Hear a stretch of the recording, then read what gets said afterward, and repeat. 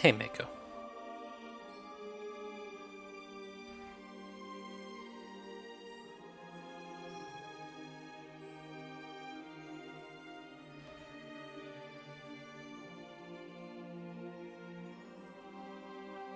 About a minute before I said we're going to start.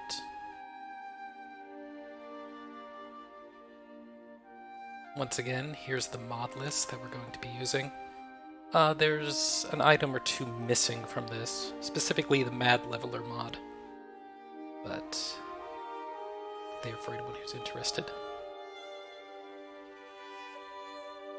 For people who missed last time, I'm not going to be spending as much time on reviewing everything that we've done. I'd like to keep that relatively minimum. Because a few sections in, I don't want to have to explain the entire story of Morrowind. But I do think it's profitable to do a recap of what we did last session and what we're going to do this one.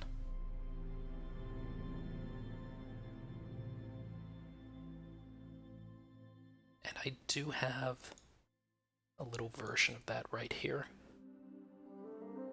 So just review what happened last time. We started down in Seda Neen, here at the bottom of the map where the X is.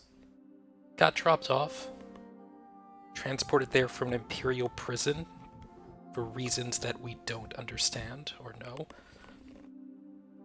By carriage and then boat to Morrowind. And discovered this little, like, port town of, tariffs and taxes. But primarily what we found there was a corrupt set of Imperial soldiers shaking down the locals for money, a smuggling ring that contained a number of slaves, and a lighthouse where we tried to steal some stuff. So people had different opinions on property rights. Like Puddles doesn't recognize the items in the lighthouse as other people's property, but he doesn't recognize the people in the cave that way either, so it kind of balances out. The art, for those who wonder, is by Phantom Armor, aka Graves. From last time I did this, he did a headshot of my character. He's just a happy idiot. Alright, headed over to the west, did some ghost robberies of 2 tombs here. I'm not sure what happened to me next, but we went up a bit, found a cave that was dead lizard storage that I'm going to come back to at some point, and another cave that contained free ebony and free flame Entronox. So we stopped about after the time we reached Balmora and the Thieves Guild. What we've been told by the Imperial Legion is that we need to seek out Caius Casades, who the people in the Thieves Guild say, yeah, that guy seems to be an old, sugar tooth, moon sugar addict, but also kind of a badass. So, let's continue from there.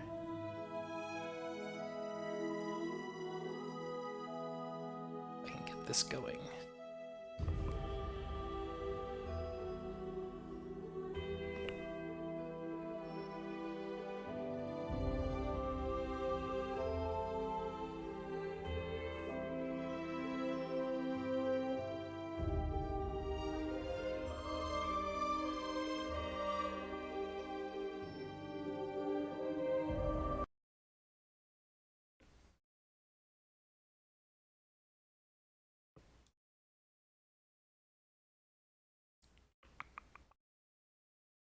Yeah. So I was curious about that, Mako, for reasons that will be obvious in a moment, what you meant by his first mission. I've also tried to fix the mouse issues. We'll see how that goes.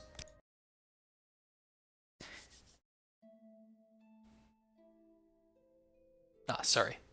Who are you again?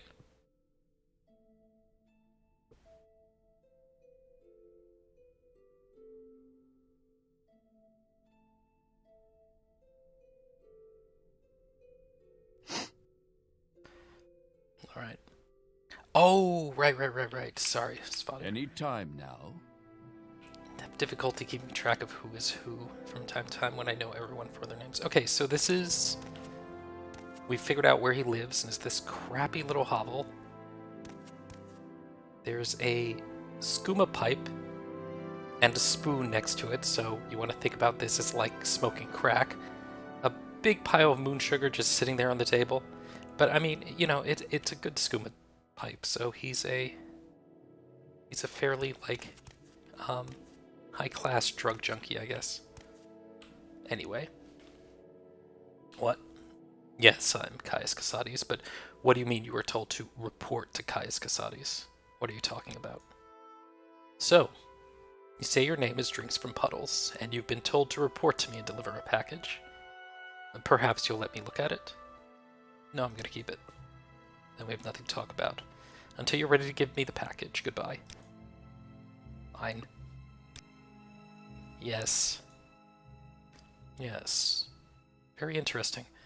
So it says here the Emperor wants me to make you a novice in the blades, and that means you'll be following my orders. Are you ready to follow my orders, Drinks-From-Puddles? Yes. Good. Welcome to the service, novice Drinks-From-Puddles. Now you belong to the blades. We're the Emperor's eyes and ears in the provinces. You can use my bed if you need to rest, but leave my personal stuff alone unless I say otherwise. If you like, you can improve your modest skills with our blades trainers now. Or if you're in a hurry. I can give you orders right away, but don't forget to visit the blades trainers. Blades trainers? These blades agents offer training. Not free, of course, but cheap for a fellow agent. Look for Rithleen, Tyramelin, and Nine Toes here in Balmora. In Caldera, see Serene Lorine. In Aldrune, see Gildan. Svagir Horsemouth lives in a hut west of Aldrune. And Alone the Scout can be found at Ariel's trade house in Sedanin. Okay, so the blades are the Emperor's spies and eyes and ears and so forth. So, you know, like, we see that there's a number of them in Balmora, which makes a bit of sense because this is the Hualu sort of stronghold, and they are the most Empire-friendly of the various 3 active great houses here in Morrowind. We're spies. We're the Emperor's hidden eyes and ears in the provinces. We watch the Emperor's enemies. We look for opportunities. We make reports, and when the Emperor commands, we obey. But we're only one of many guilds and factions in Morrowind. You should know a little bit about Morrowind's politics before you get involved with any of these other groups. Groups favoring Imperial interests are the Blades, the Imperial Cult, the Imperial Legion, the Fighters Guild, the Mages Guild, and the Thieves Guild. Groups favoring native Dunmer interests are House Redoran, House Walu, and House Tovani, the Temple, the Morag Tong, the Kamana Tong, and the Ashlanders. The Kamana Tong is Morrowind's native criminal syndicate. They're tough and ruthless and have connections in the higher ranks of House Walu. The Kamana Tong competes directly with the Thieves Guild for control of legal trade, and Kamana Tong will not tolerate competition. Compared with the Kamana Tong, the Thieves Guild is relatively decent and honorable, certainly less brutal. They don't accept Outlanders as members, so forget about it. Lagos? Is that from the game? Yeah, this is Morrowind's soundtrack at this point. In the rest of the Empire, the Thieves Guild is more or less organized group of local criminal syndicates governing illegal trade in their communities. Here in Morrowind, the Thieves Guild is the newcomer. The established local crime lords are called the Kamana Tong. The Thieves Guild doesn't advertise, partially to avoid the law and partially to avoid the Kamana Tong, who have sworn to destroy the upstart Thieves Guild. Sugarloaf Sabasi over the south wall is the local guild boss. Great, just tell me who the criminals are. So yeah, there's a lot of different cults here, or rather factions. The Imperial cult worships the 9 divines. Morrowind is partially maintaining the faith for Outlanders like us, and partially a missionary cult, bringing enlightenment to the heathen Dunmer. You can see Somitis Vilnius at Fort Moonmoth to join, but you have to go to Ebonheart if you want to become a lay servant. Interesting to consider them heathens, given that their religion is kind of younger. That is to say, the Tribunal's a younger faith. Not a lot of excitement, but safe, honorable, and rewarding. A fundraiser. Sergeant. Interesting.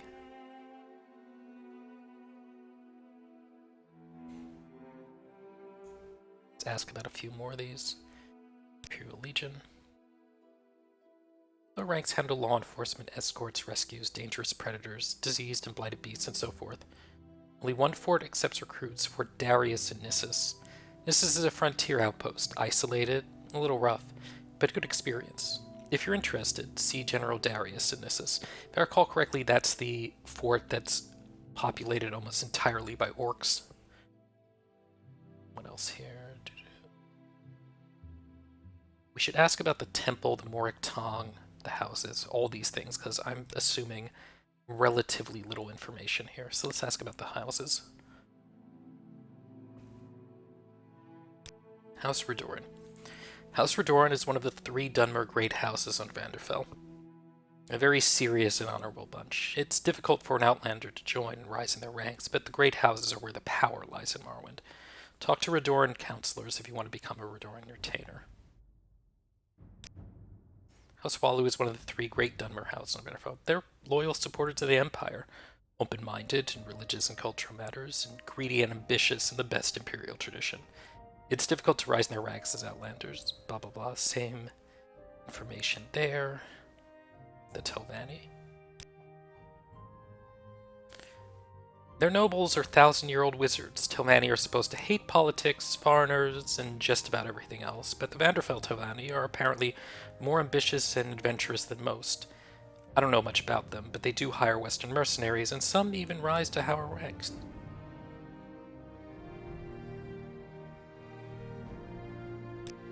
Oops.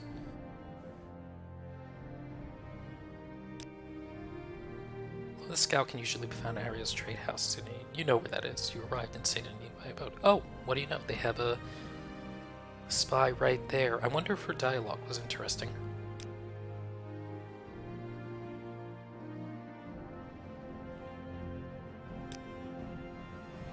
Guild Guide allows you to teleport.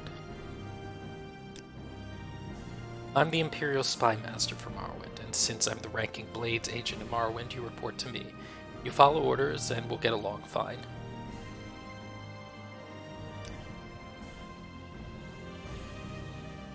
Fighters Guild is a professional organization chartered by the Empire to regulate the hiring and training of mercenaries.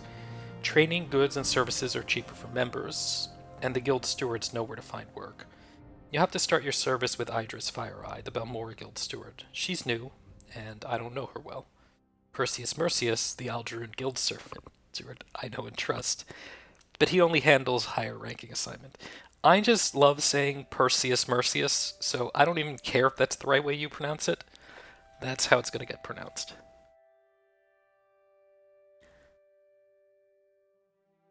Fort Moonmoth. This is the, if I can just throw this up here for a moment. Oop. If you look here to the southeast of Balmora, that's, there's Fort Moonmoth, and beyond it is some dwarven ruins. Game may bug out a bit when I alt-tab back into it. Yep.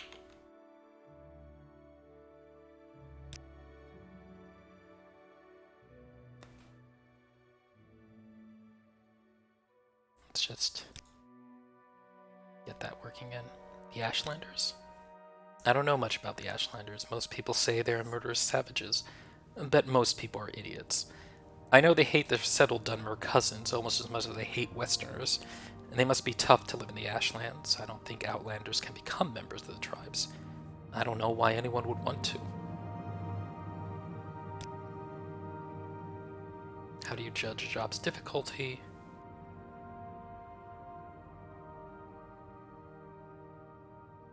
Tough opponents make tough jobs. Daedra, vampires, rogue Telvanni, you'll learn which ones to look out for.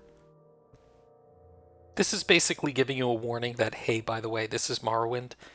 The difficulty's not going to scale for you. Yeah, as an aside, Caius is a pretty great character. He really is, because you don't really get a great sense of how much of a drug addict he actually is. And the game never actually comes right out and tells you, no, it's all a front. I assume it is because, like, that just makes more sense. But the fact that they don't just write that out for you is kind of nice. So Rhanis Earthrace is the guild steward, so talk to her if you want to join up. She's got a chip on her shoulder, but her apprentice, Ajira, seems okay for a Khajiit. Well, that's awkward if I were a Khajiit. The Morag Tong is a guild of executioners and assassins, completely legal. and guided by a strict code of conduct. It's an ancient Dunmer society steeped in tradition, but I know and respect a few Westerners who belong to the Morag Tong. They're nothing like the Dark Brotherhood. I have no idea how to join them. Hunter Ninetoes is right down the street.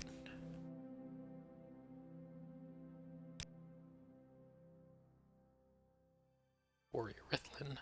Rules. Follow orders, my orders. Don't steal from blades. Don't attack anyone from the blades. Simple rules. Follow them, you'll be expelled. And once you're expelled, you're out forever.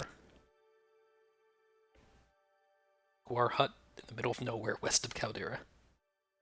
I've only been there once and couldn't give you directions. Okay, lots of services here.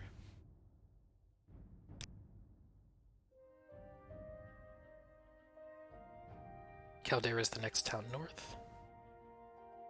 Okay, and the temple. The Tribunal Temple is the native religion. They worship 3 god kings, Amalexia, Silthasil, and Vivek, who are known together as the Tribunal. We usually just call it the Temple. They're narrow-minded and superstitious, but I find a lot to admire, particularly their concern for the poor. They accept Outlanders as members, but few Outlanders join except for the services. Talk to Feldrello Sadri at the Balmora Temple if you're thinking about joining. Okay, let's finally get our orders here. First thing, Pilgrim, you're new, and you look at, here's 200 drakes. Go get yourself a decent weapon, or armor, or a spell, and second thing, you need a cover identity. Around here, freelance adventurer is a common profession. Sign on with the Fighters Guild, or Mages Guild, or Imperial Cult, or Imperial Legion, advance in the ranks, gain skill and experience, or go out on your own, look for freelance work, or trouble. Then, when you're ready, come back, and I'll have orders for you. So you can actually, at this point, just go and ask for orders to continue it on. But I assume that what, okay. Yes. Alright, Svadier said it better in chat anyway. Modern games don't do this. They don't tell you, hey, you're new. Familiarize yourself with the world, explore, practice. When you feel ready, then come back.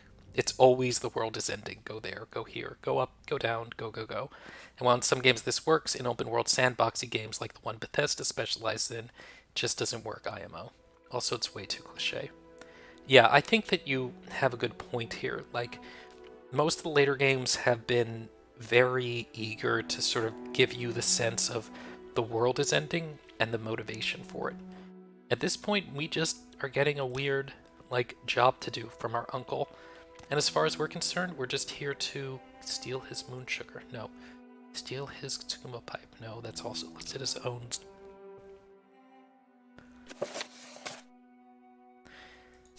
Just here to be a spy for the Empire. But since we don't have another good source of money, and,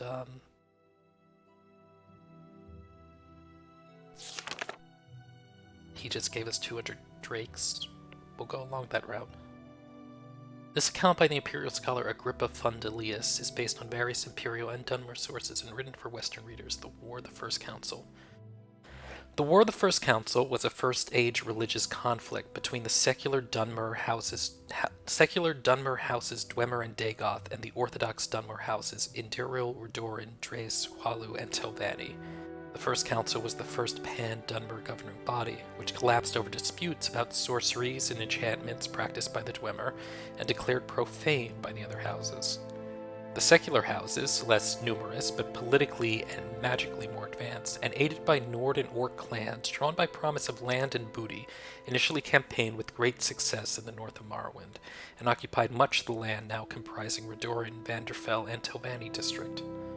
The Orthodox houses, widely dispersed and poorly organized, suffered defeat after defeat until Nerevar was made general, all house troops and levies. Nerevar secured the aid of nomad barbarian tribesmen, and contrived to force a major battle at the secular stronghold of Red Mountain on Vanderfell. The secular forces were outmaneuvered and defeated with the help of Ashlander scouts, and the survivors forced to take refuge in the Dwemer stronghold at Red Mountain. After a brief siege, treason permitted Nerevar and his troops to enter the stronghold, where the secular leaders were slain and Nerevar mortally wounded. General slaughter followed, and houses Dwemer and Dagoth were exterminated. Nerevar died shortly thereafter of his wounds. 3 of Nerevar's associates among the Orthodox houses, Vivek, Amalexia, and Solasil, succeeded to control of the recreated First Council, renamed the Ground Council of Morrowind, and went on to become the God Kings and immortal rulers of Morrowind, known as the Tribunal, or Alm-CV. Alm-CV. Wants you to immerse yourself in the world. Later with this games, miss that. They're just also a little too excited to send you to their main quest. I have some comments on that, Cade, like opinions along those lines as well, but I think that they're better off waiting for a bit. Something they have to do due to how Alien Banner Falls is compared to the other fantasy settings. Remember that this game came quite a bit first, and if you put it into like perspective, before this game, the really only like substantial lore document for this setting was like the Pocket Guide to the Empire, which I think was written as a sort of thing that came with Redguard.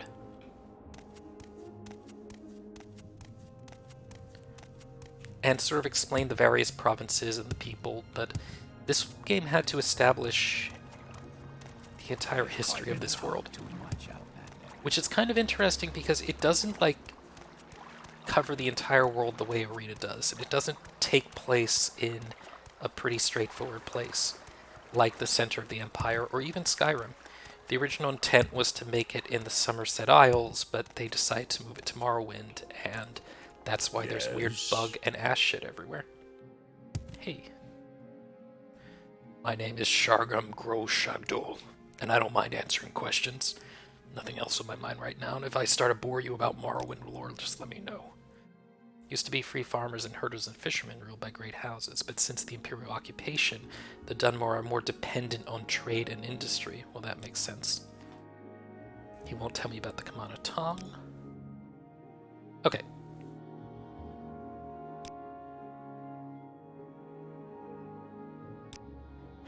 So what are we going to do now? We've been told by our crazy uncle to go and do some adventures. So there's the Thieves Guild, the Mages Guild, the Fighters Guild, the Imperial Legion, and maybe the Temple. Except for the Temple, we're going to do a quest for all of those.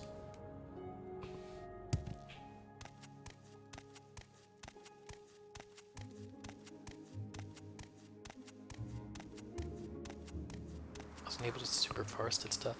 So to start with, we've been sent to steal a diamond from the alchemy shop. Hey, who are you? I'm a busy guy, so if you could hurry this up. Oh. We've had peace and prosperity in Morrowind under the Empire for centuries. It's a government by law, and the legions enforce the law. The Empire has free trade and free religion, so we're rich in pockets and in spirit. We saw this text before. Yes, there is corruption. Yes, there are crimes and criminals. Yes, the rich get richer and the poor poor, but overall, things are pretty good. Are you in House Swallow? Is that something I can ask you about? Nope. Okay. Oh, door. Be right back.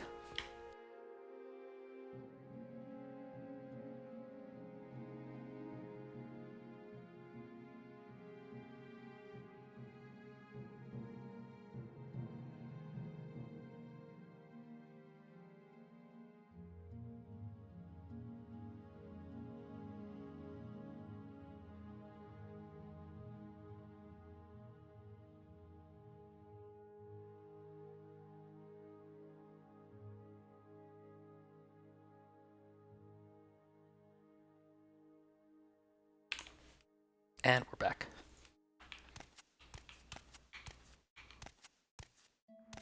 That was a delivery of extra spicy ramen to my house, so I can continue to make poor decisions. Okay. Unlike other games, there's not really a clear indication that I'm not being observed, but I assume in this little alcove I'm going to be fine.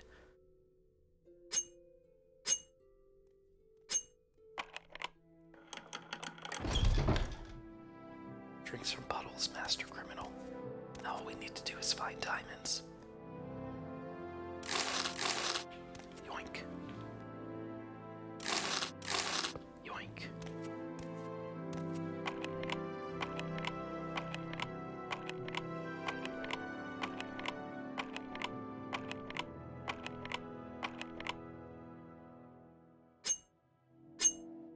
Drinks-From-Puddles, master criminal may need an additional lockpick.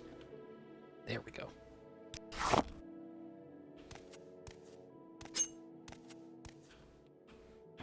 I don't know if there's any bad consequences of this game if I talk to someone while holding their stolen crap in my inventory. Hey, you. Can we hurry this along? No, she knows I have moon sugar, but not the other stuff.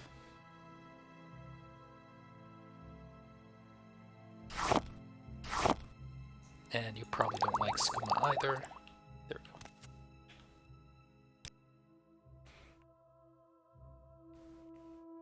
go. Alright. When we deal with merchants, there's a few things that we're going to be looking for a lot. Anything that gives restore stamina, and anything that gives restore health.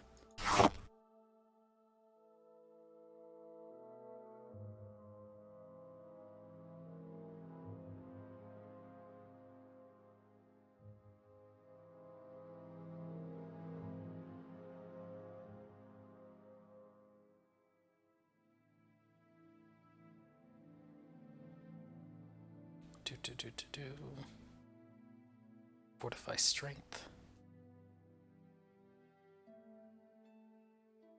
There's probably quite a few basic potions we can make as well, too. Just sell for money.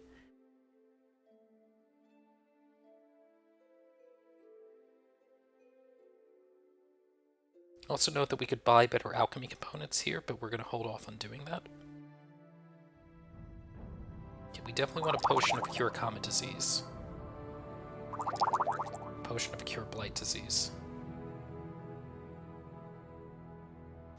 How do I just take one of these? There we go.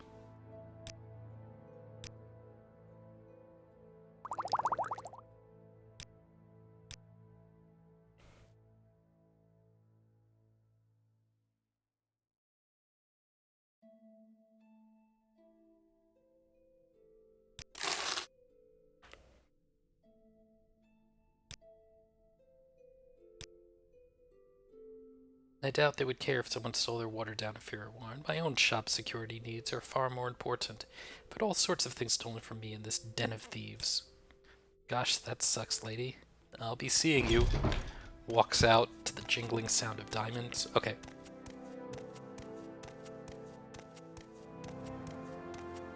Oh wait. I left my moon sugar there.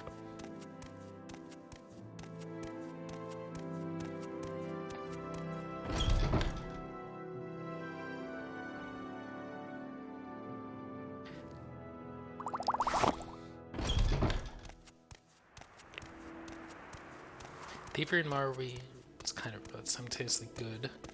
If you want something. All the merchant items exist in the world, but also bad. The stealth is technically extant.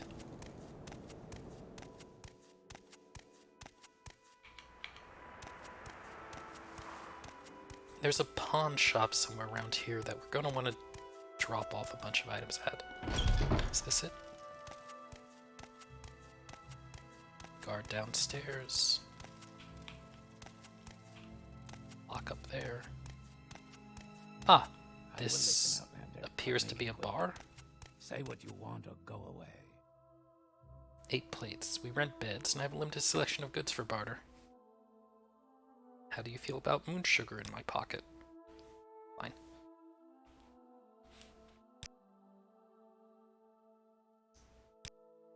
Name of the river. This guy doesn't like me. See that his basic value here is 37. Some words should only be said with friends.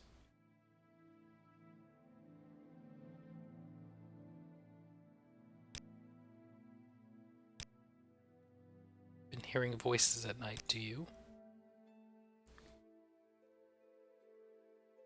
Huh. The ebony mine? It was abandoned long ago, and its location has been lost. Allegedly, one of the miners summoned a Daedra, but perhaps you should speak with Neleno Dorvin, the Hollow Council Manor. That's the place that we found the, Flam Antronach in. House Redoran's in trouble. Hualu's got all the ebony trade. Telvanni are grabbing land right and left. I hear Bolvin Venom is sleeping with Sarah Lithra, and Carissa won't do anything about it. Redoran and Vivek refused to show up for a duel the other day. House Redoran isn't what it used to be, that's for sure.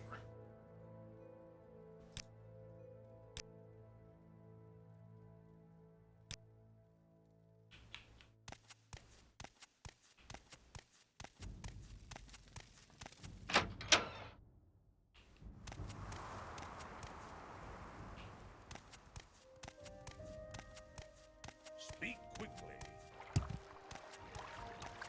Yeah, if you play the Elder Scrolls Online Morrowind DLC, a lot of it is... It'd be wrong to call them callbacks, they're kind of call forwards to things in this game. Ahead.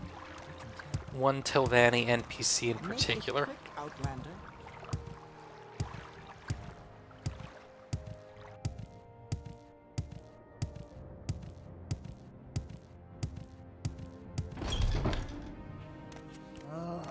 Sorry, stranger. My time is short, so... Hey, got your diamonds. Yes, a diamond. Habassi will take care of everything. Habassi cannot pay you until Habassi's friend pays Habassi. But Habassi has this potion for you. Hey, invincibility. How about advancement? Yeah, okay, good. That's a level up in this guild. And she still won't sell to me. Let's ask for new jobs. Habassi wants the key to Narano Manor. Habassi wants the key to Narano Manor. Downstairs manors are rarely locked, but Habassi wants to go upstairs secretly. Who has the key? Andres Narano has a key. Habassi thinks Narano's servant, Silver Trandol at the Council Club, has a key. Alright, so it's a pickpocket adventure. Nope, not yet.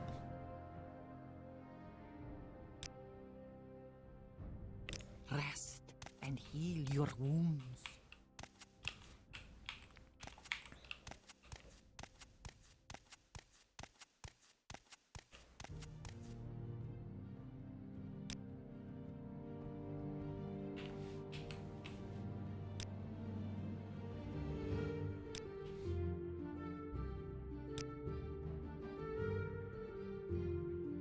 So like Amana Tong or in the Council Club?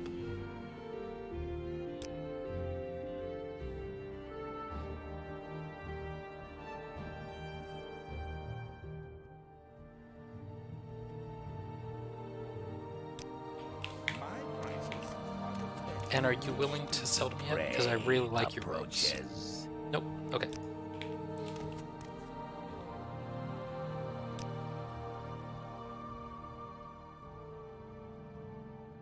I could use one more of these, please. Take two, actually.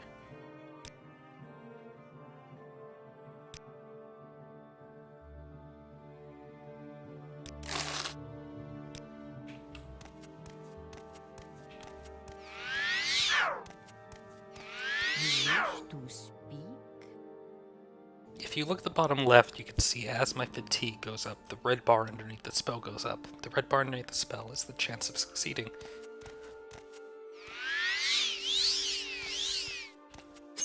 Sorry, stranger. My time is short, so get on with it.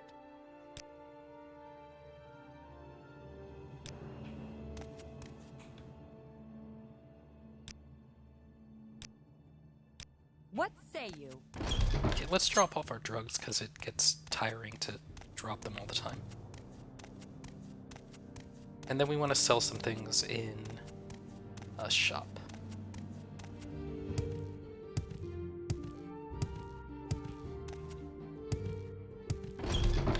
Any time now. Do you have like a box I could use, man? Fine, I'm just gonna leave the moon sugar and skooma here on the Divergent Addict. Maybe the game will not despawn it for me. No, wait, actually, I know the answer. Yes, okay. We're going to the Mages Guild.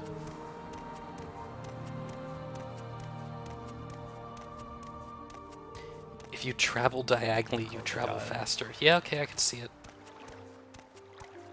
Fortunately, my Q key's not mapped correctly. Also, if you jump, Say what you want. you tend to go faster, so the answer is the bunny hopping strategy, Counter-Strike logic. It doesn't look silly at all.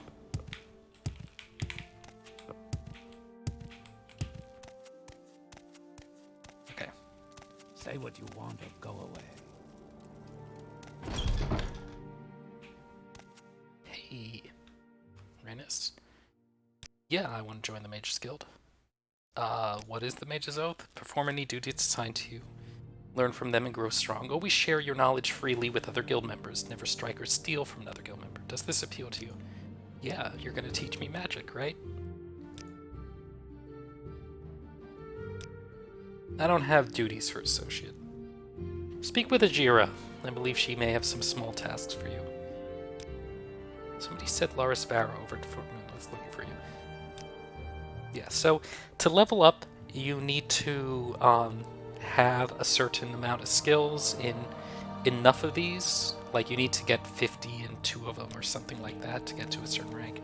And you also need to perform enough duties that they'll let you level up.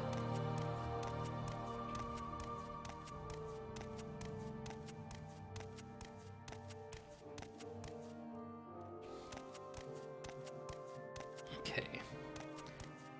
Our good friend Ajira is back here. Ajit has no words for you. Do you want local brews or help in the fight? Some Tovani Bugmusk? Ajira sells potions to restore health for when you are bleeding, and potions to restore fatigue when you are weary. Duties. Yes, Ajira has duties for you. Before Ajira can be a journeyman in the Mages Guild, Ajira must study local mushrooms. Burglar's Bane, Hephaestia. Easiest way is to go south. So we collected a bunch of these on the way, but I don't know if we have any of them left.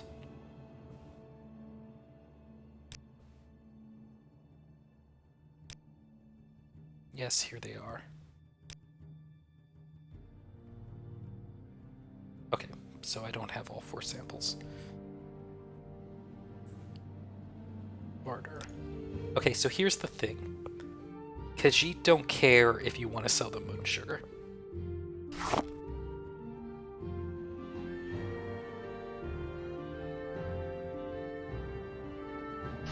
Bunch of kwama eggs, bunch of salt rice. She sells emeralds, a little bit of crab meat. The restore potions are pretty handy if you don't have them yet. And let's get rid of our scuba. Pretty terrible sell rate that she's offering us here, but no, whatever.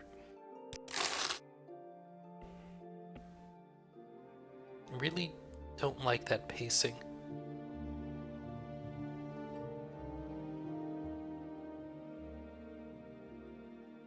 You have to work for your promotion. Yeah. Exclusive action, courage to repeat runs. It's kind of true. Ajira does not like the Tovani, but even Khajiit like the smell of bug musk. Try some and smell how all the women like you. Alright. High places. Yes, Ajira knows. You have the, what do you call it? The curiosity. Yes, Ajira likes to reach all the high places too. And Ajira has just the potions for you. A potion of rising force.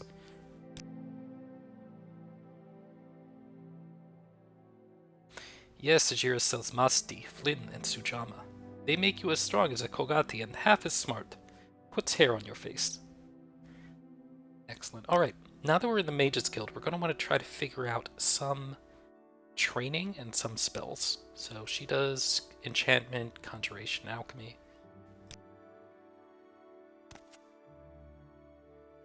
This person is the guild guide.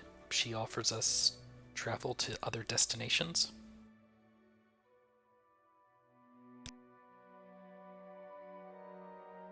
Hey, bound mace. How are we, 845? That's pretty good.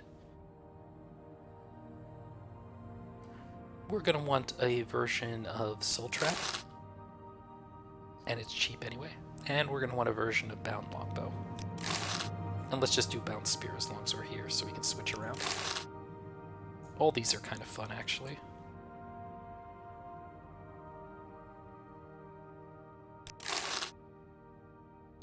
Okay.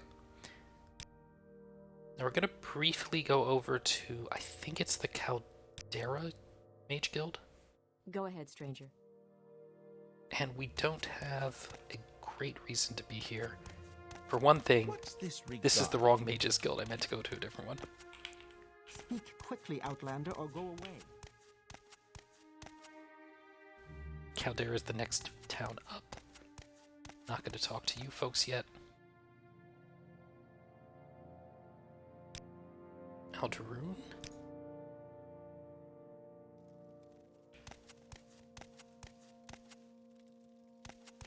Yeah, this is, I think, the Mage Guild headquarters.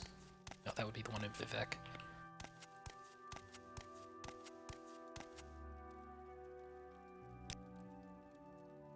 Balmora. This looks right. Care to tell me what this is about? Yes? No. Fine, I'll deal with this later. Send me back. So if this is Alderoon, is it in Vivek I'm going for? There's a place which has a set of alchemical tools, basically unprotected.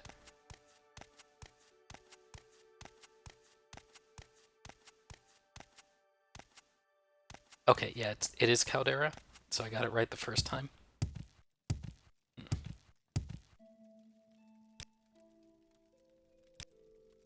Go ahead, stranger. What was that?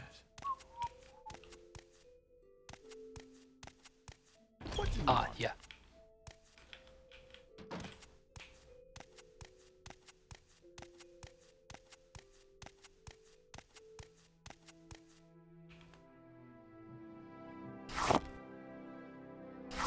Master's Limbic, Master's Retort, Master's Calcinator, Master's Mortar and Pestle, Axe, Fire Salts, Resin,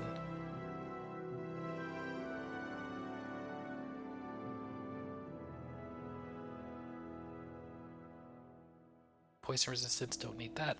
Okay.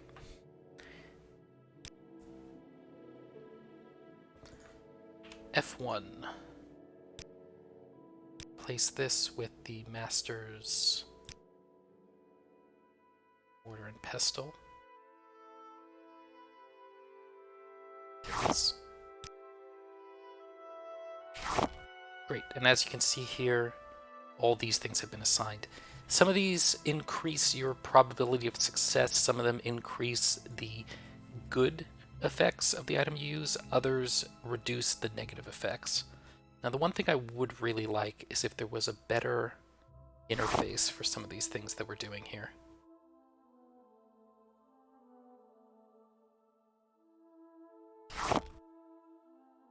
I forget, do you have... Yeah.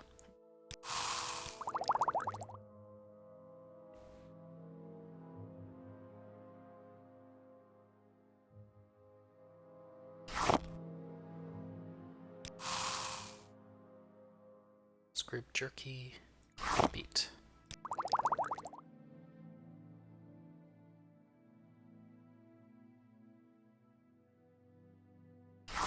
Delicious guama eggs.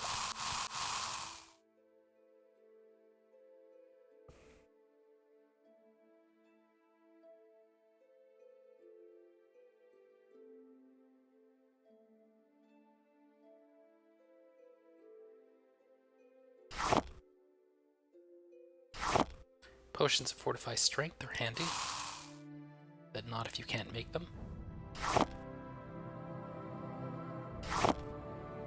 Sometimes you just throw a bunch of ingredients together to see if anything comes out.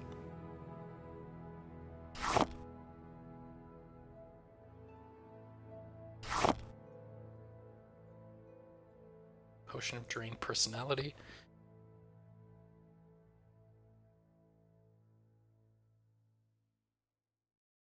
Fortify Personality. Fortify Personality.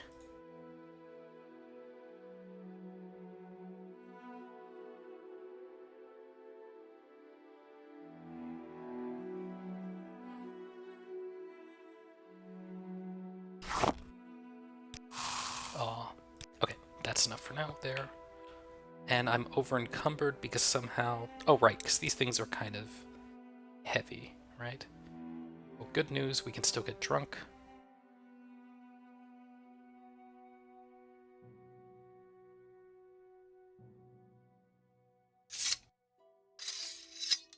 Let's drop the spear and the bow.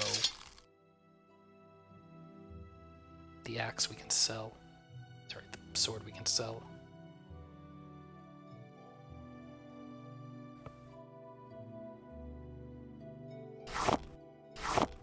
Okay.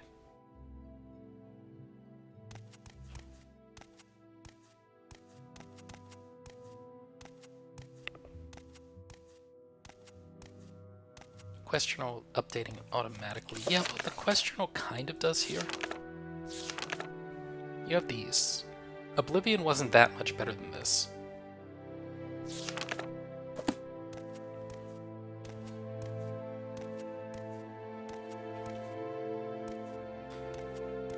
You have to write down your own journal entries. Yeah, no thanks. Hi. Oh, Yes, am I friend. stealing accidentally? Sorry about that. Hey, buddy. You want to buy some ebony?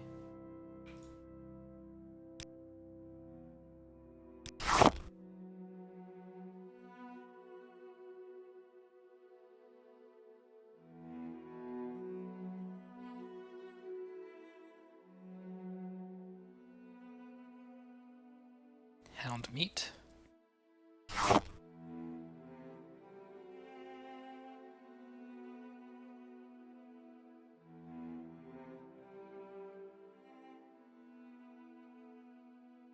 Okay, good enough. You can see we're immediately going a little bit faster after unloading that ebony. Back to Balmora.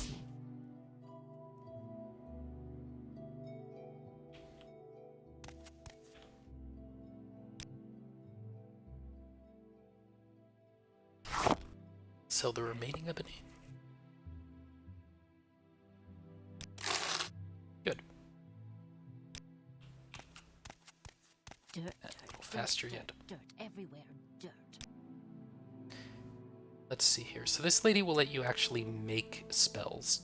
This is handy in particular if you want to create a spell to just, you know, train something. So for example, range self, magnitude 1.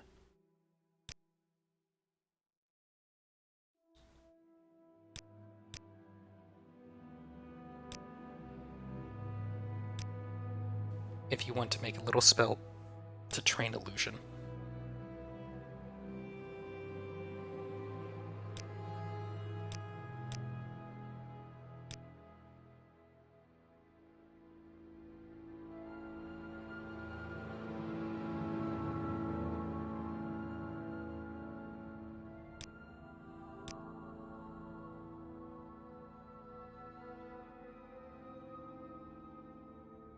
Learning a frost spell is handy. Paralysis is very handy, but we're not going to be very good at actually casting that. Feather is super useful. The rest of these, not terribly so. Damage fatigue is potentially valuable.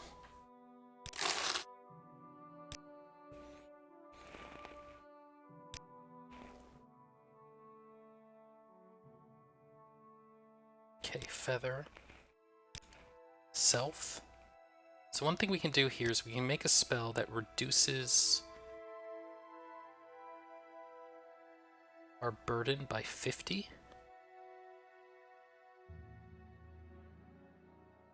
Actually, make it do 100. 73% chance, 70, sure.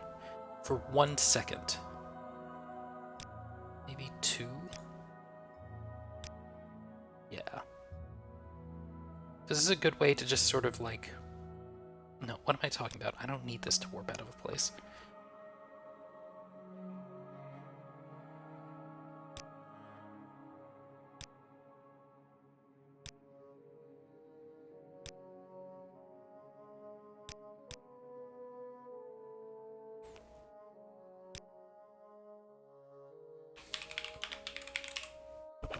Training for heal spells.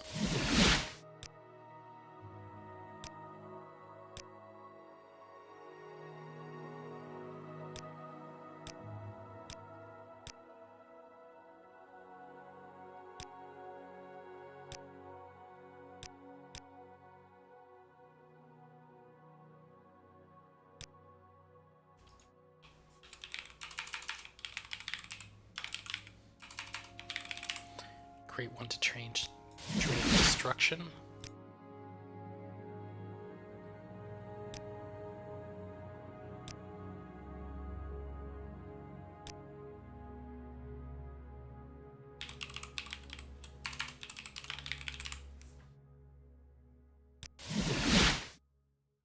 And that's good for now. Can we hurry this along? Calm Humanoid. Kind of expensive, but that is something that we wanted. And this one is super important. Open Door. Open 50 points for 1 second on touch. So basically at this point, any door that's level 50 or lower, we can just open it with a spell. Training is quite expensive. Great. Let's see what the Fighters Guild wants, and then let's go grab some mushrooms. In the meantime, while we're walking...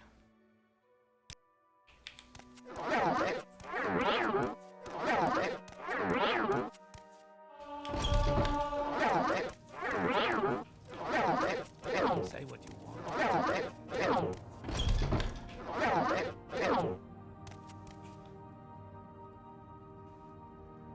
Fighters Guild.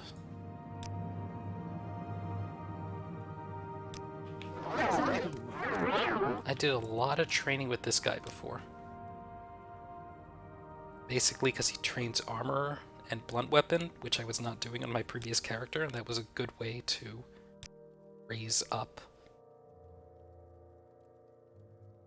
levels of your strength for leveling up. But with the new leveling editor thing, leveling mod, it won't be an issue. Let's buy Apprentice's Armor Hammer.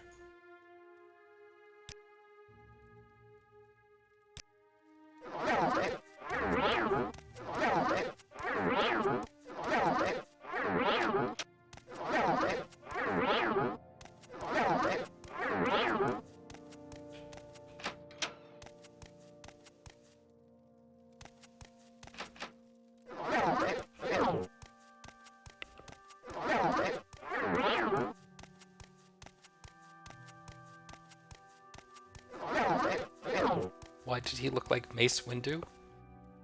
I guess the face looks a little bit like Samuel Jackson. If you could hurry this up. The eyes do, at least. I don't know about the rest of it. Well, speak up, Argonian. What do you want? Are you here to join the Fighters Guild? Sure.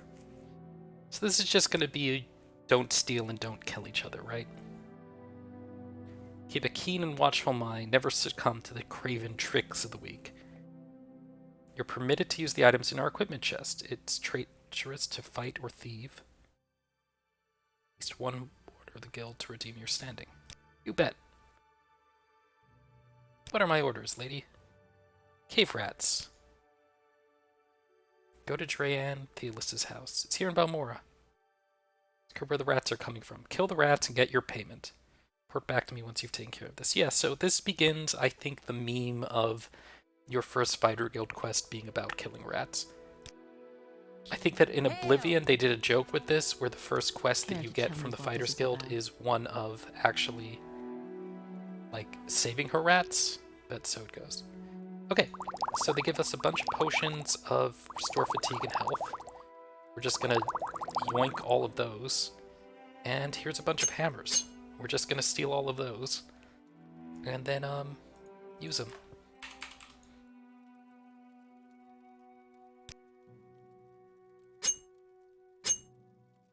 So, wait a second. I need to wait till my fatigue is full. There we go.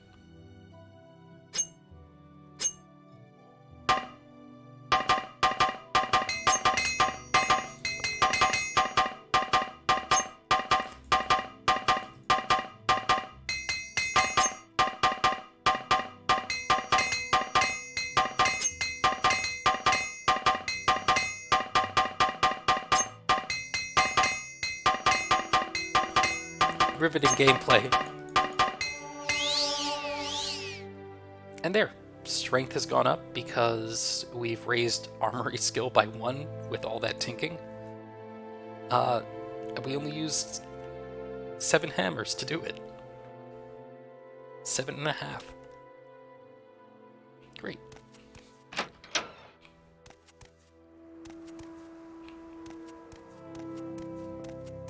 Alright, next step.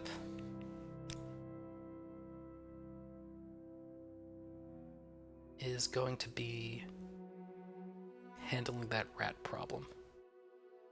Where do you live, lady?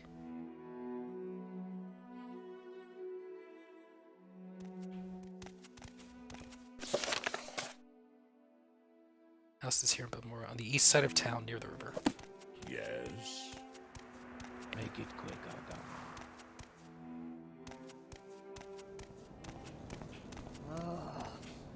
Come on then, say something. First favorite race are Khajiit, and my second is Argonian. You know, one thing I like about the Elder Scrolls game is people will have one particular character trait in mind. Like, I have a friend who always plays a Nord Barbarian because he's one of the least creative people I know. I have friends who are like, I'm always an Argonian wizard, I'm always a Khajiit thief, and they just recreate that character in every Elder Scrolls game they play. Hey, you. Yep, that's me. The rats are such a nuisance, I'm worried they'll eat all my pillows. You like pillows, don't you, Drinks-From-Puddles? Anyway, I've got one trapped in my bedroom here, and the other 2 are in my storage area upstairs. Rats, that is, not pillows. Here's the key for that door. There are at least 3 of these beasts. Hope they haven't gotten into my good pillows. Can I ask you about pillows? No, okay. Can't rest here. Enemies are nearby. We're gonna rest here for 1 hour. The reason we're doing that is to refill our stamina.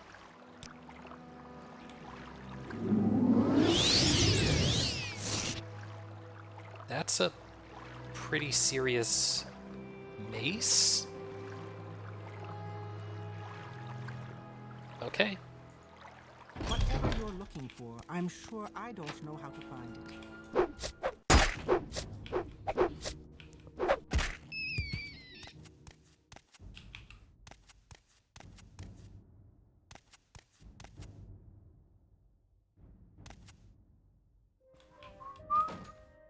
Innocent Morrowind whistles.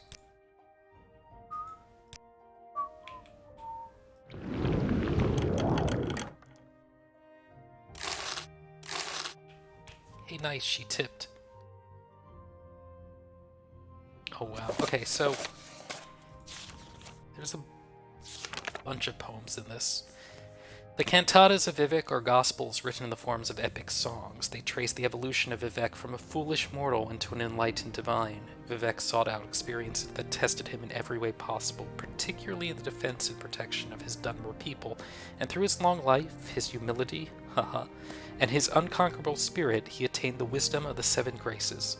The cantatas relate many stories of Vivek's experiments with challenge and risk, his failures and triumphs, his blessings of insight and good fortune, and his debt to his partners Almalexia the lover, and Sothasil the teacher.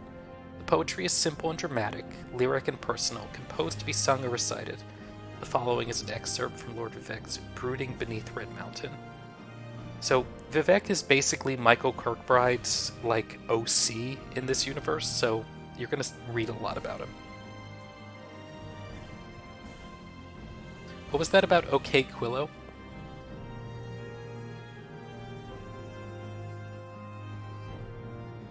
Okay. The gaunt ghost fires loom as subtle shrouds, smokes and shades on the briars of Red Mountain. Arches and spires line the rock halls, dimly lit by the spirits of the dead. The blood of broken hearths and houses runs in red rivers, blossoms in fountains. Girdled round within the walls of wit's glass, the shattered hosts slumber in cradles of ash. But when shall they wake? What dark crucible may kindle their souls to light? How long beneath red reeking clouds must flickering watchfires burn? How many lifetimes of labor and lament will it take to seal this restless tomb?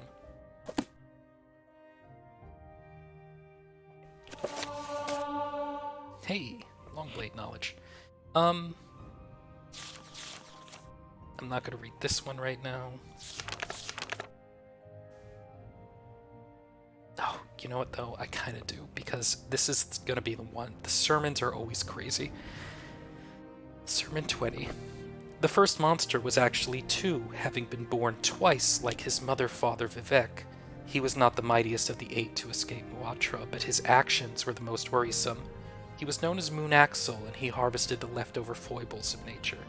This he did twice, as was said, and the second harvest always brought ruin or unwritten law.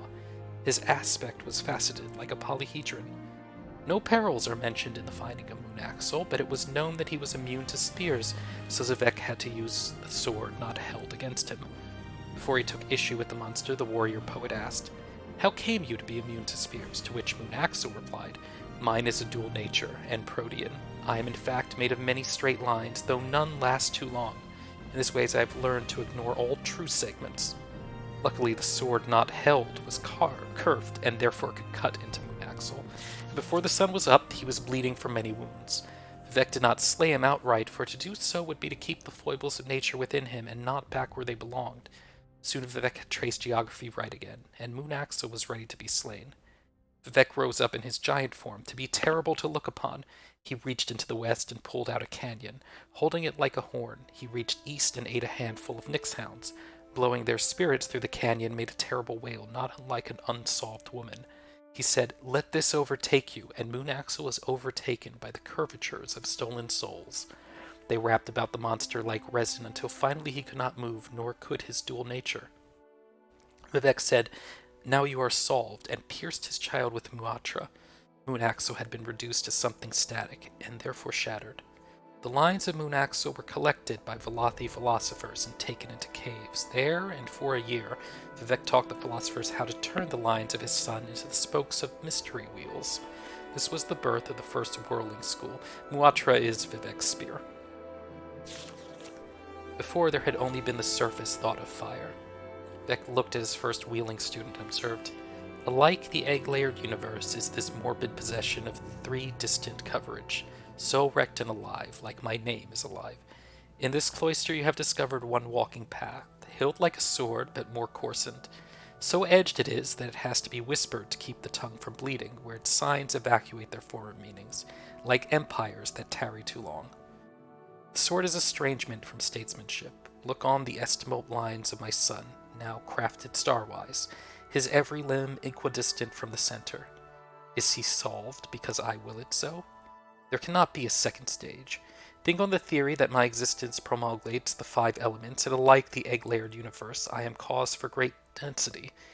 Here is a thought that can break the wagon's axle. Here is another that can soar." The ending of the words is Alm Civi. What does that mean? I have no idea, but we could talk for a while. The anticipations, we'll skip this one for a bit, but basically, when the Tribunal Temple came over, 3 of the so-called good Daedra, Boethia, Azora, and Mephala, of which the 3, I think most other people would only recognize Azora as, quote, good, amongst those who were worshipped by the Dunmer before, kind of were brought in, and these were called the Anticipations in the sense that they came before. Boethia is the anticipation of Amalexia, but male to her female. Boethia's gender changes quite a bit.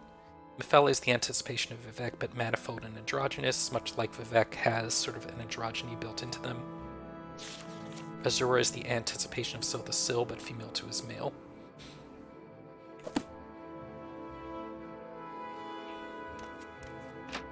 Oh, right, making the same character in various settings. Yeah, I do make Quillo in every setting I do. Though sometimes I just like to reuse names. I use Reagan a lot, even though it's not really the same character. But that one's fine because it's from Shakespeare. Listen, I was just talking about plays. Leave me alone. Also, ow. Okay. Shield spell. Great. I don't have enough magicka to cast these other ones, right?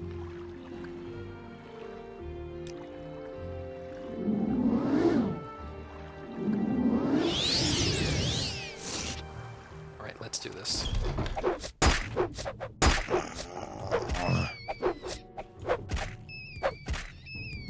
Okay.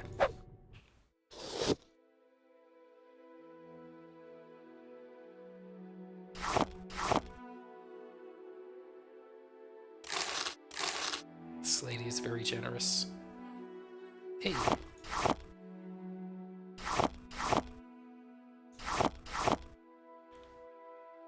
Oh, we steal salt rice. Ah, dang, I forgot. I meant to actually salt trap the rats. And there's just bundles of 25 pillows here. House is just full of pillows. Comfiest lady in Quickly, Morrowind. Outlander, or go away. Hey, took care of the rat problem. Thank you. That's 100 drakes.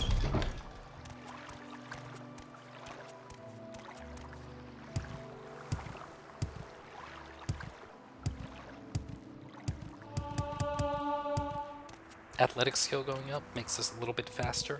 Always good to happen.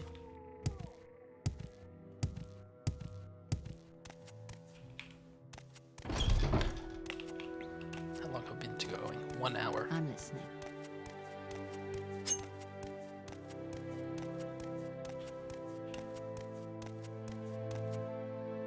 One nice thing about grabbing membership in these guilds is you can just rest in the guild halls for free.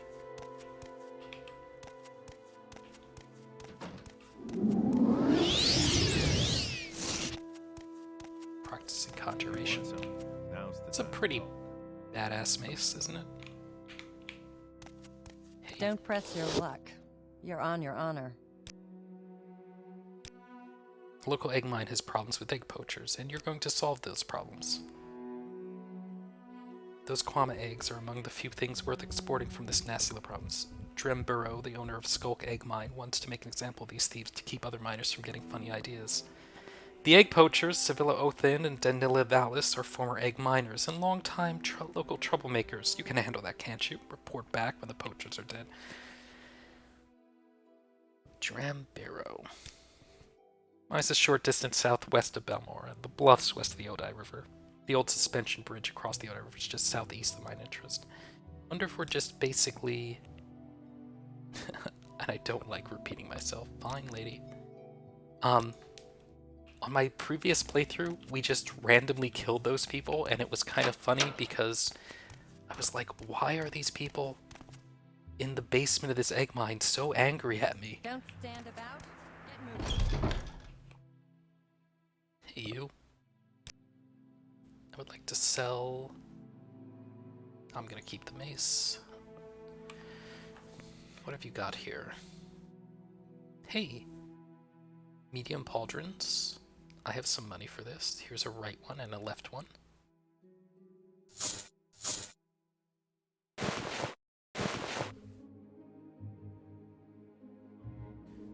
Our bags are getting kind of full, so we're gonna need to handle that in a moment. This is weight 24. This is weight 21. Armor rating 8. Armor rating 11. I can't really afford it too much anyway. How about you give me a deal of like 2 septums off? Thanks.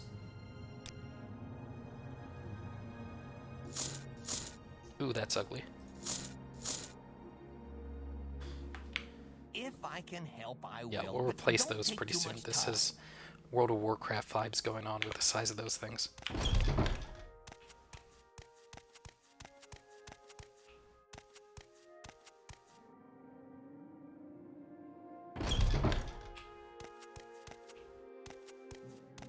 Hey, you.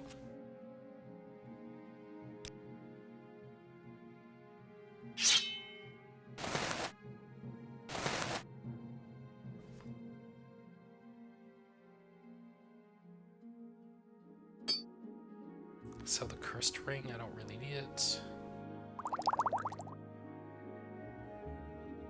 Potion invisibility will save. Flynn will sell.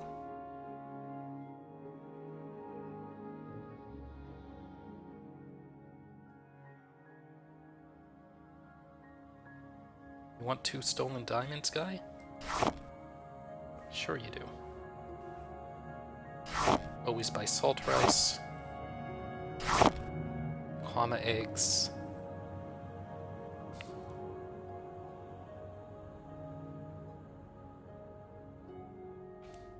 Could use a few arrows. Let's grab 50 of those. Close enough.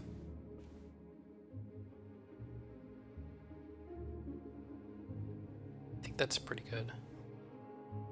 We can sell this journal from the guy who died. Book of Rest and Endings, we're going to keep just in case quest. The War of the First Council I want to keep because this is the first record we've heard about the Battle of Red Mountain, and without spoiling it, I kind of want to compare it to some ones that we're going to encounter later. Okay, great. We just made a fair amount of money. We know a fair amount of spells. Let's collect some mushrooms and then go clear out this egg mine. Along the way, let's train illusion.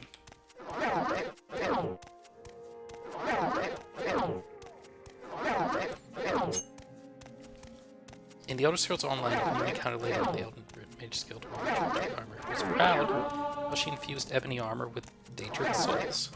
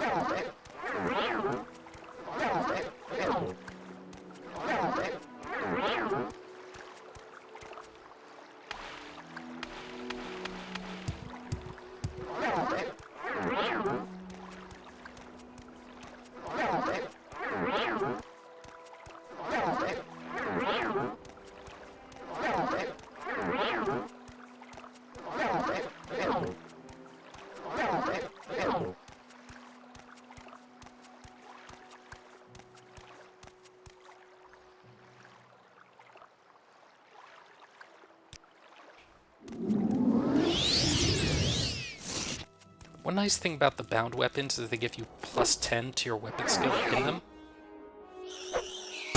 Mildly paralyzed for the moment. Hey, thanks for the agility increase, I guess.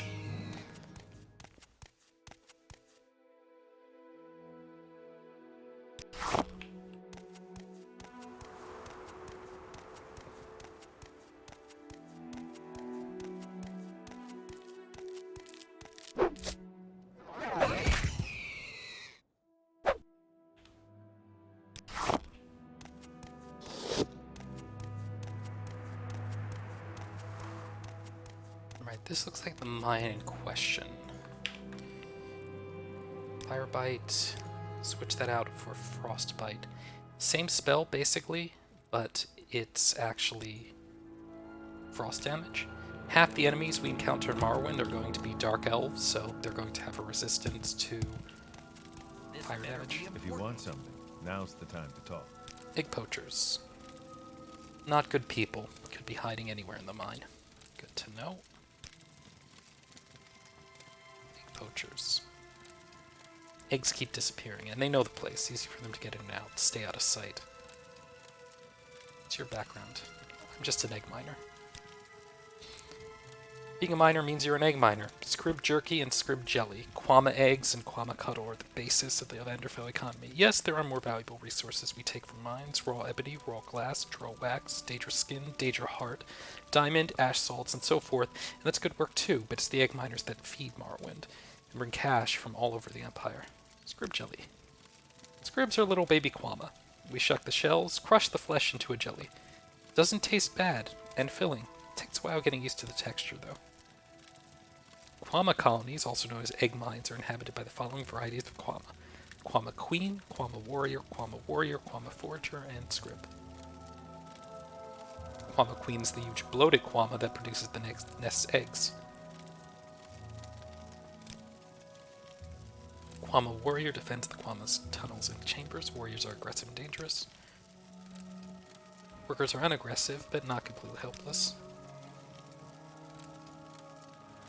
Foragers are aggressive, but not very dangerous. Those are little worm-like guys who spit on us before.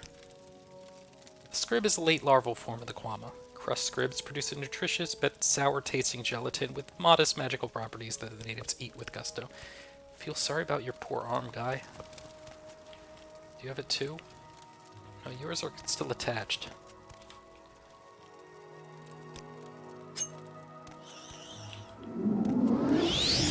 Hi, Scrib.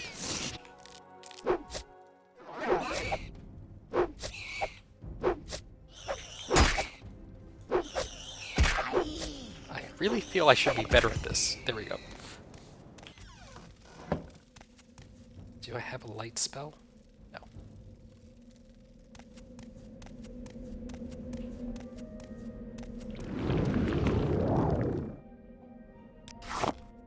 Drinks-From-Puddles is addicted to Quama eggs.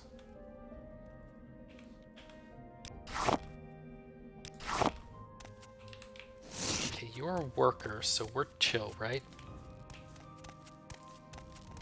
You're a Scrib, we're chill. You're mad.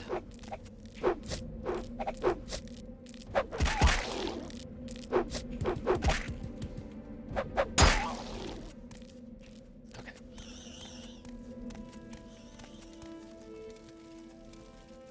Is there a way out to the mining camp?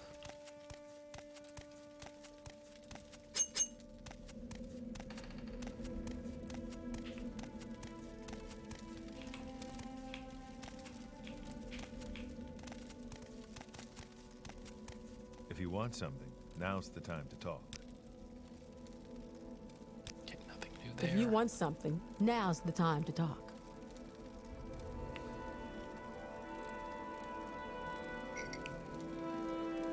Quama foragers and warriors will attack you. Avoid them or go ahead and kill them if you have to. Don't worry. I can replace them fast enough. Don't kill the workers. Fine. We're just doing our jobs. Really? Well, what if I told you you're pretty doing it?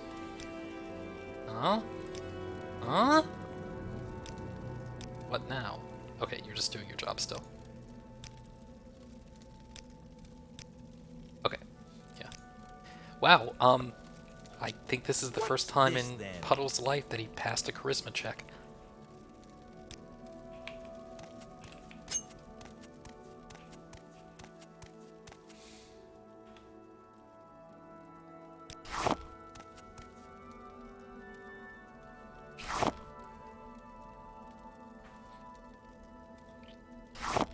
So what would be nice is the ability to search by property, right?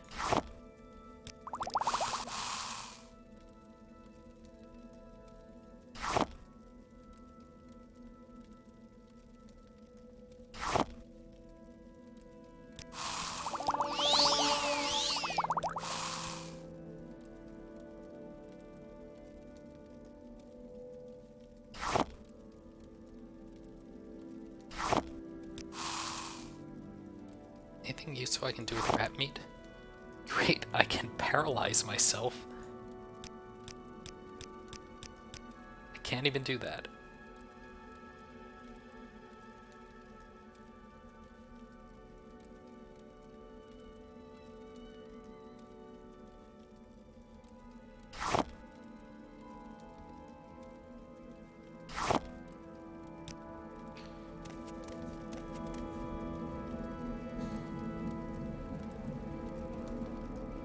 Let's see here. Restore fatigue 12 points for 29 versus 20 points for 5. Not bad, Puddles. Not bad at all. Does help that you stole, like, the highest quality things to do that in the world, but that's okay too.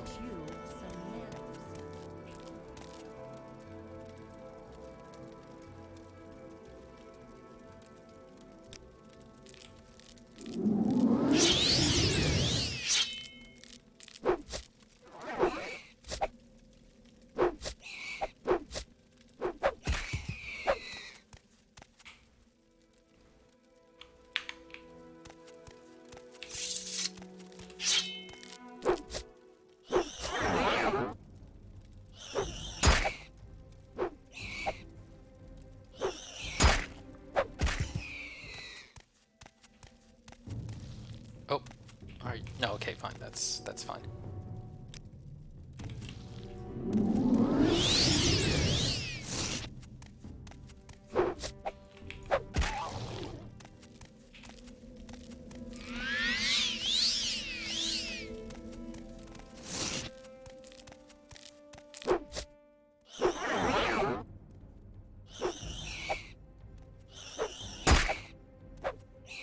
I forget, are some weapons in the game easier to hit with than others if they're like a hidden difficulty statistic?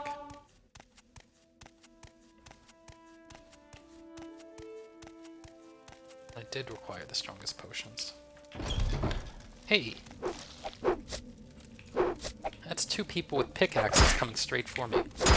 1 moment. Okay. Frostbite spell.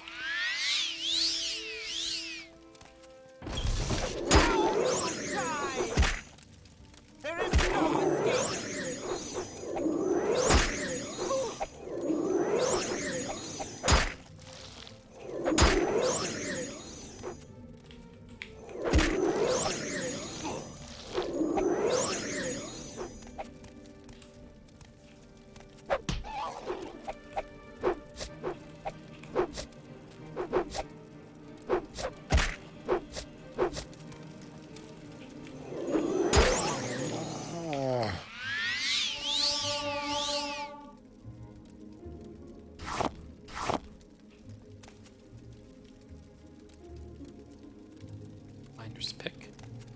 Got him. Okay, cool. Take a look as long as we're here. Hopefully don't aggro the warriors.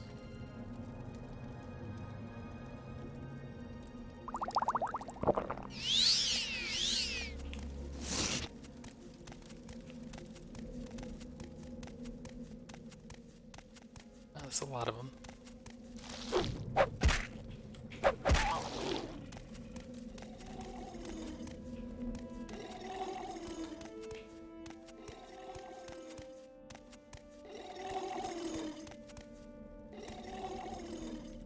Kind of see how she looks the same as those foragers.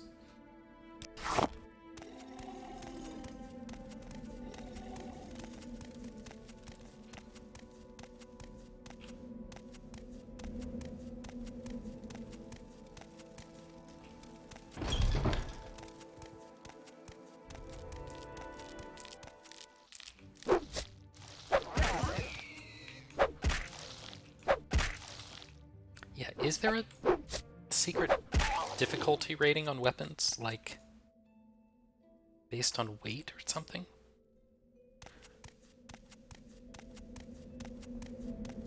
Because I feel as though I'm hitting a lot more with this mace than with the Daedric version. Not now because my fatigue is low, but in general. Alright, that completes sort of this mission for the Fighters Guild. We're just gonna go south a ways and collect the mushrooms before heading back.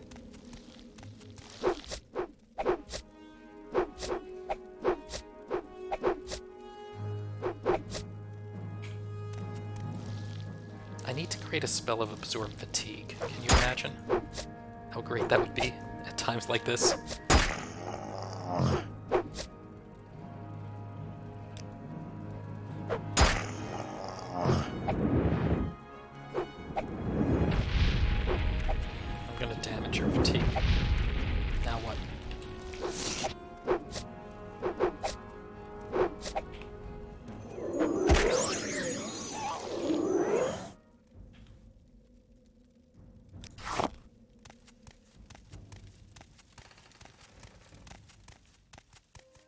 still a few basic spells that I need to round out what we need to bring. Notably, Mark and Recall, which are going to be important for navigating around the map. So there's no fast travel in this world. You kind of have to figure out how you're going to easily go where you need to go. The map is actually about the same size as Skyrim's. Unlike Skyrim, where I think the carriage system is kind of awkward, the system in this one's pretty easy once you actually can call up a map and figure out how you go from point A to point B. Boats that go around the entire perimeter, Mage Guild travel that warps you from around the world, and that's enough that you need to get by. But Mark and Recall are sort of a good way to get around that for the places that you can't reach easily. You can leave a mark somewhere and recall to it. One way that this is useful is there's also the intervention spells, which will return you to either the closest... I'm going in circles, aren't I?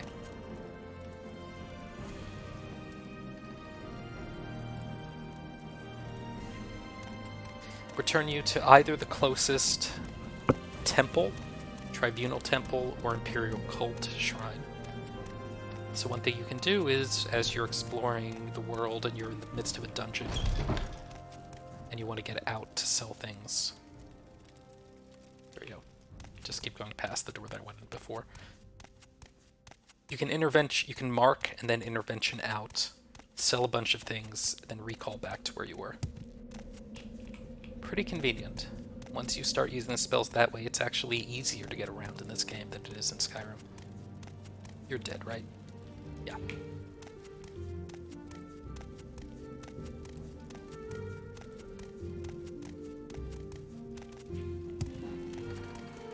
Morrowind's movement speed aids in making the world feel really big. Are you saying that because I walk so slow, the world seems larger?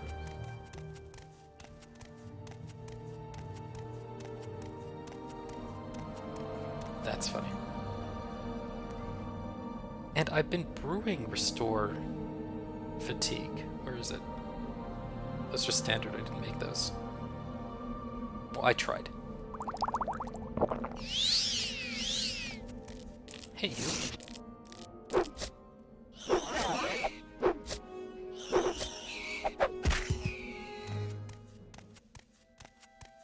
Yeah, mace training. Pardon me. What's my spear skill? Let's see here. Blunt is at 18, short is at 15, spear is at 10, so not that much worse.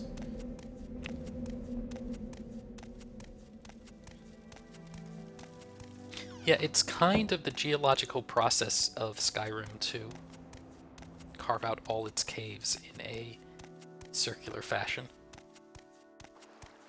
with one-way quick return routes. Give me 1 second here, I need to check something. Another window.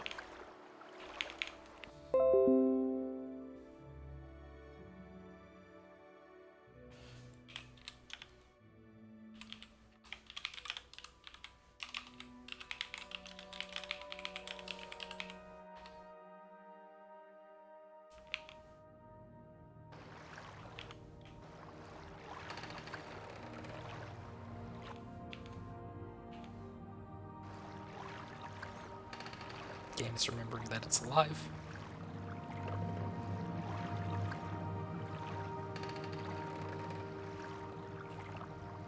Okay, good.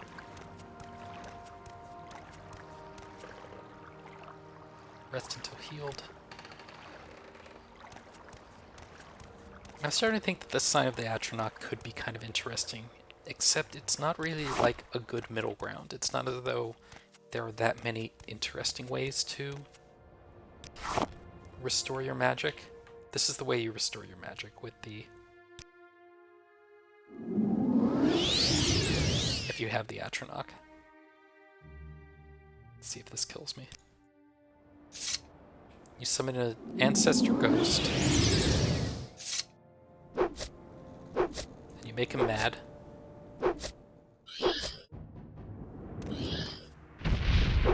And then you take the fire damage.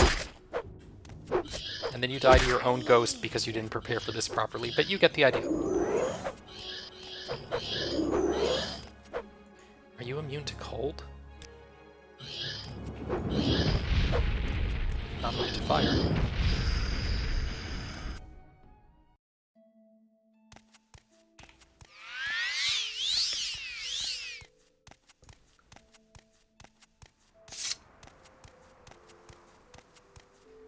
Hey, my ancestors can frown on me all they want. They don't like it, they shouldn't have been so flammable. Right, I think this is the place where I die a bunch. Wait, no, this is the Ebony Mine.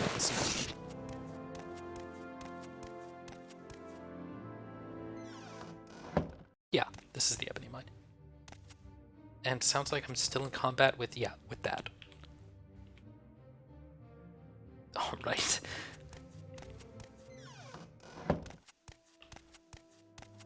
Is the hist a fungus? How old were you when you realized that history was just a bad pun on history?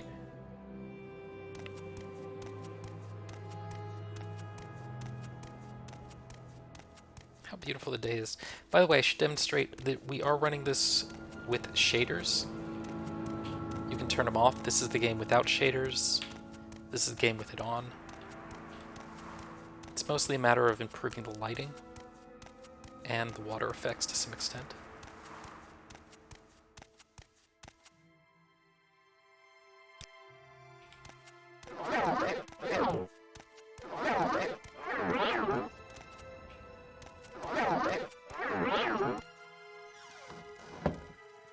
Okay, so this egg mine doesn't look healthy. Everything's red. I suspect that I'm gonna get, like, ambushed by workers at any point here.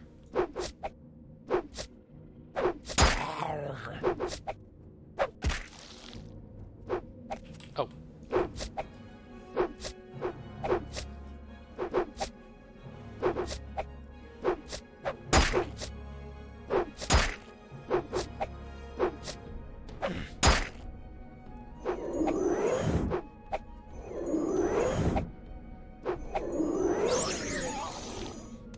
Morrowind.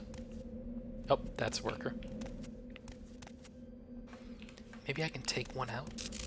Oh.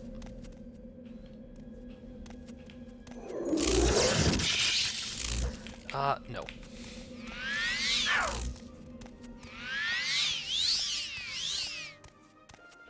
We're gonna chalk this one up, folks, as a opportunity to train restoration. Hey, our strength went up. That increases our carrying capacity.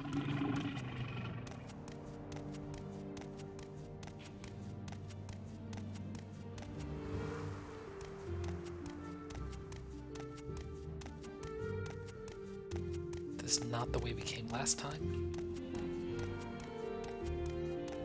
Cork bulb. Stop for cork bulbs because they restore health.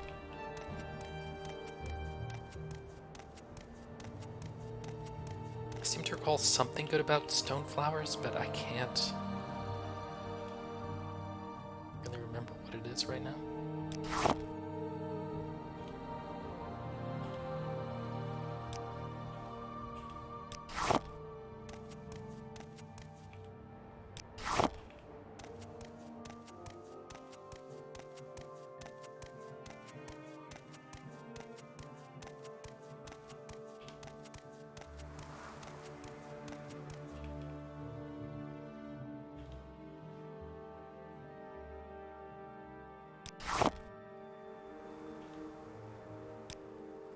Whatever you're looking for, I'm sure I don't know how to find it.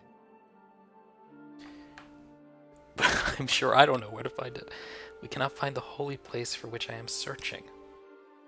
Yes, the fields of Kuma. I am on a pilgrimage to the holiest of places, but I seem to have lost my way. Surely you know this area better than I. I can pay you for your time, say 150 septums? I have no idea where that place is. Poor old lady. Check our Morrowind map. I'm just gonna write a note about this.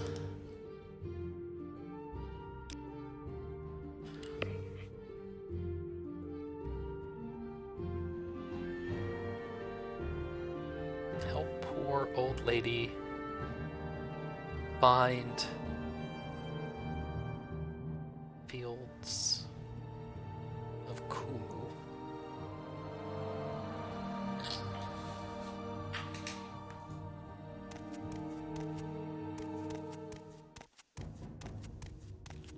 Hey, Algernon. You had to open your big mouth, huh?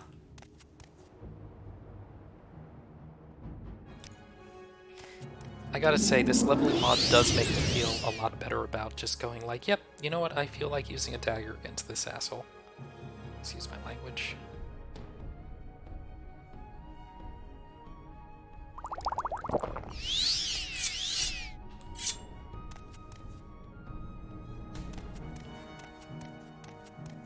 It's by the Lake of Almexia. Oh, I know where that is, kinda. That's to the east.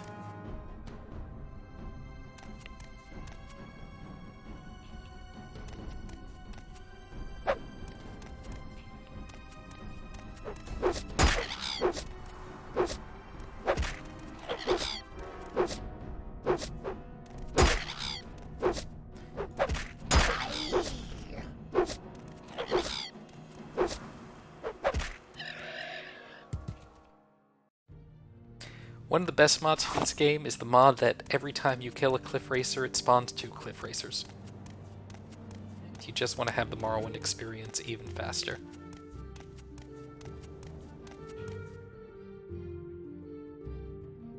Yeah, if you're not really sure about what you're doing for hitting your enemies in Morrowind, or rather if you're just kind of new to it, it helps to play a class. My advice is play an Orc or a Redguard. Play something with warrior specialization. Make agility one of your favored, ability scores, if not strength. And have, like, a major weapon skill, like Longblade. And just go with that. You'll hit things a lot easier from the get-go. The game will feel that much more rewarding. Lock level 50. And that in a moment. First, let's deal with some spooks. Huh, no spooks here. Some guar hide. Spear. Bone meal. Hey, a book. Axe skill increases.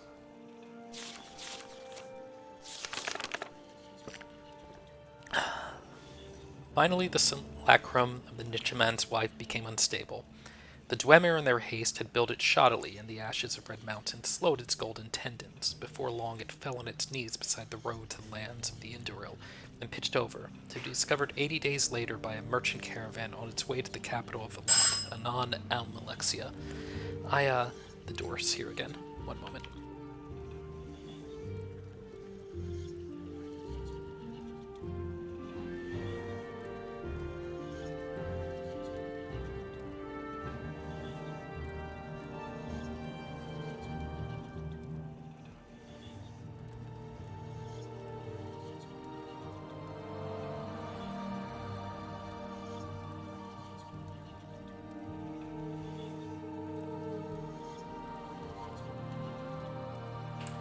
Okay, this is the box of spicy ramen. I don't know what that other thing is.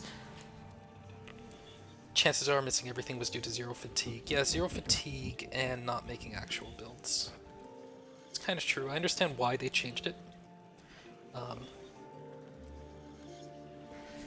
Big Vic has not been amongst its people all the days of his pre-life, so he stayed silent to let the Chimera and the caravan think that the simulacrum was broken and empty. Chimeri warrior, who was protecting the caravan, said, "Look, here how the Dwemer try to fool us as ever, crafting our likenesses out of their flesh metals. We should take this to the capital and show our mother Am. She will want to see this new strategy of our enemies." But the merchant captain said, "I doubt that we shall be paid well for the effort. We can make more money if we stop at Normok and sell it to the Red Wives of Dagon, who pay well for the wonders made by the deep folk." But another Chimmer, who was wise to the ways of prophecy, looked on the simulacrum with disquietude. "Was I not hired on to help you seek the best of fortunes?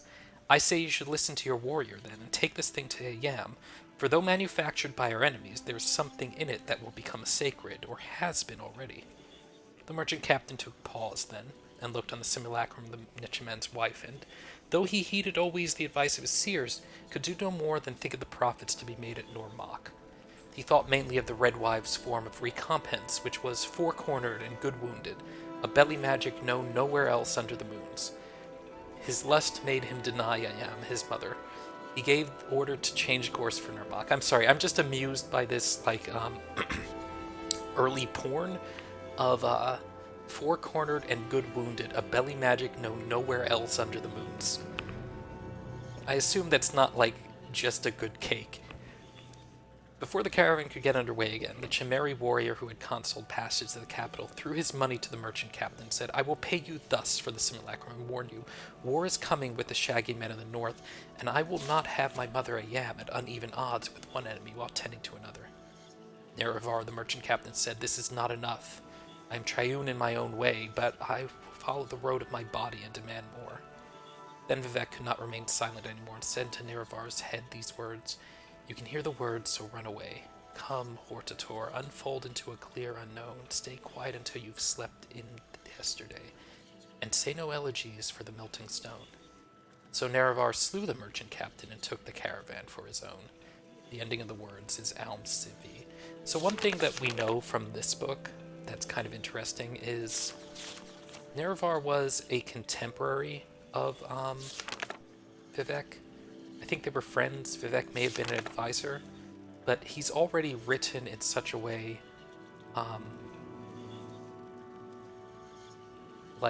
he's not a god at this point in his life.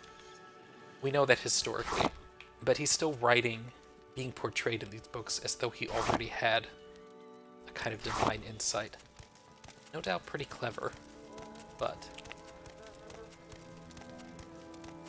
kind of an indication that maybe legends in this world and this setting, unlike a lot of other fantasy settings that you may read or be familiar with,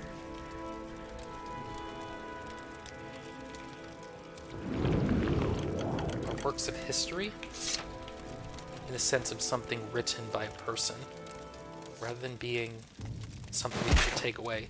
Oh my god, that almost killed me. As fact. Ow!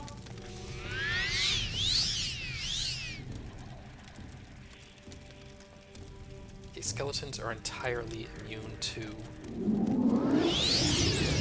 frost damage, so ow!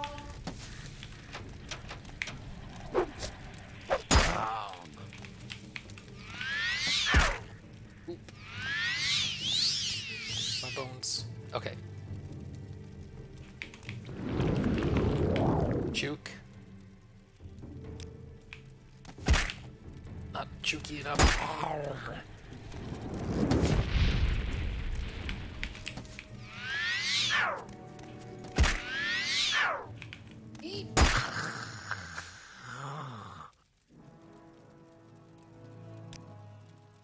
Trying this one more time. Look, I get stubborn sometimes.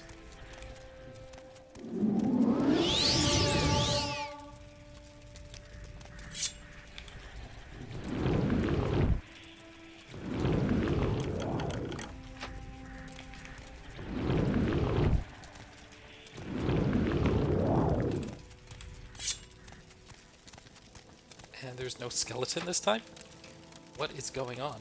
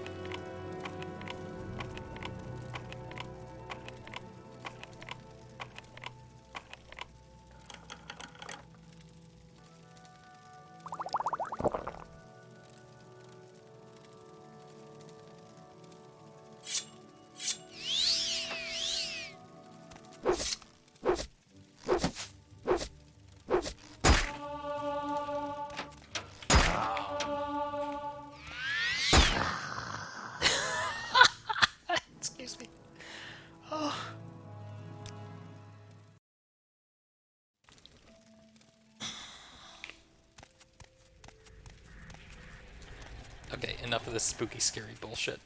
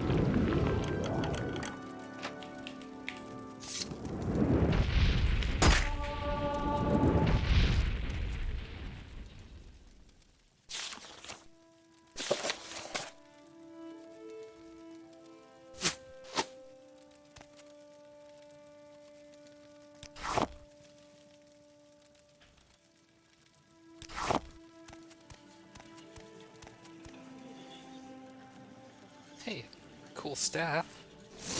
I mean, it's actually shitty, but we could pretend to be a Final Fantasy I Black Mage.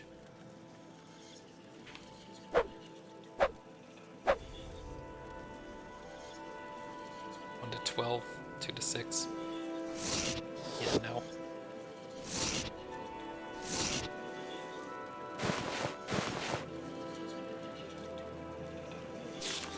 Absorb willpower with despair. Okay, back downstairs to read that book again. Going to grab some mushrooms from the coast. And then the last thing we're going to do, I think, for today is we're going to try to calm down the lady in the lighthouse.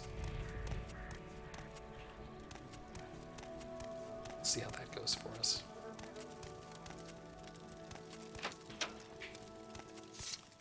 What? Was that there before and I just forgot about it? Oh dear.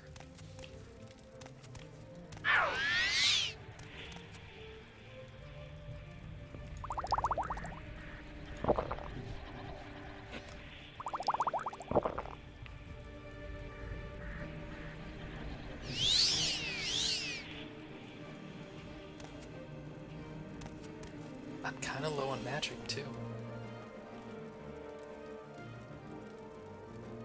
I don't have a lot of things to raise that, so... Oh, okay. It's just us and our base.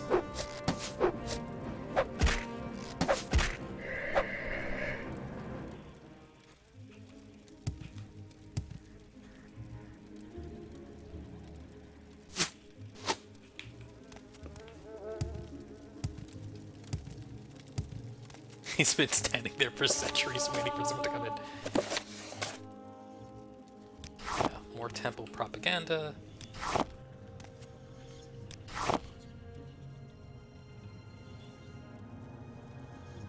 Mug, fortified personality. What can I do with this bone? Find something else that lets you do telekinesis. It would be handy for that. And the staff.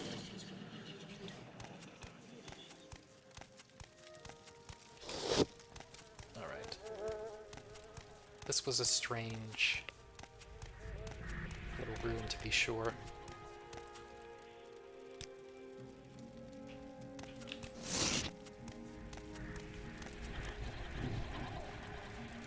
And let's just open this door for the training. There we go.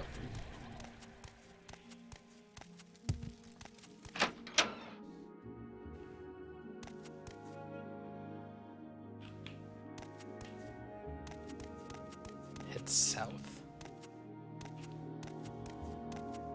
Now, there is a mountain in the way.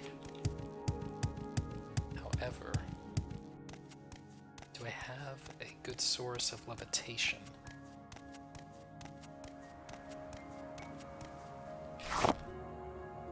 I know I have some racer plumes, right? Anything else? Water walking. Drain willpower. Fatigue. No. personality. Hey, drain fatigue.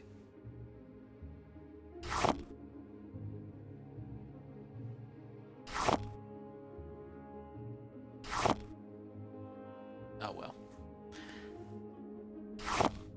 Restore luck? Sure. If nothing else, oftentimes these potions sell for quite a bit. The restore potions in particular, because you never know when you get a curse that makes you unlucky. Okay, great. This actually was a pretty safe way over as such things go. Hey, good, a rat.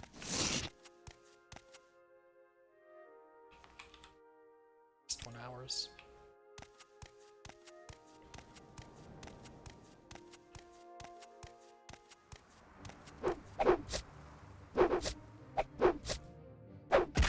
Master Splinter, please teach me how to use a mace. Thank you.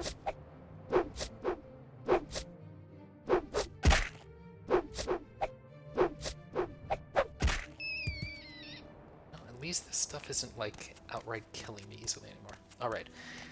So she needs 4 types of mushrooms. Bungler's Bane, we already have one of these. There's a nice little reward for this one, too. I don't think we have one of these yet. No, we actually have 12 of these, but 13 couldn't hurt. Seems like a lucky number to me.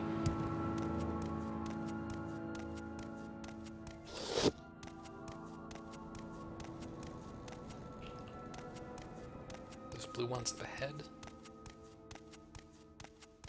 Down here.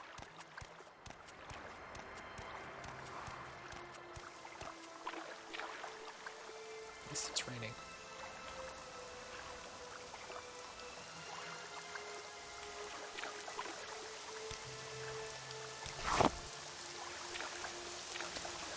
Does she need multiple ones of each?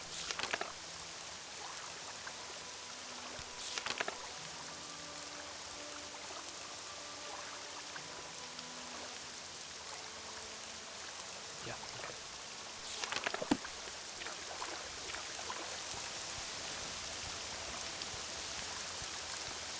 I do like that actually, because it's like, if you look at Puddles, let's take off our link for a moment. And you know, let's just get rid of the skirt. I'm using 2 different sets of bracelets and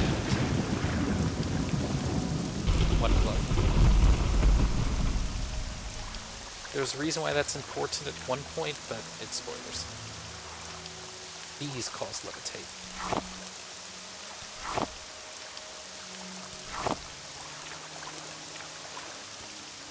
But yeah, you can have some nice asymmetry.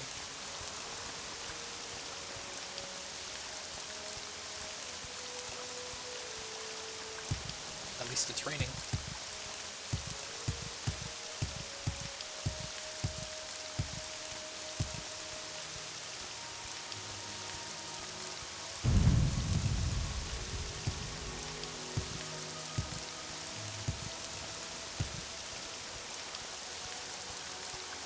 The other one also grows on trees, and I think it's this one over here, the one that's sort of a darker brown. Yeah, that's it.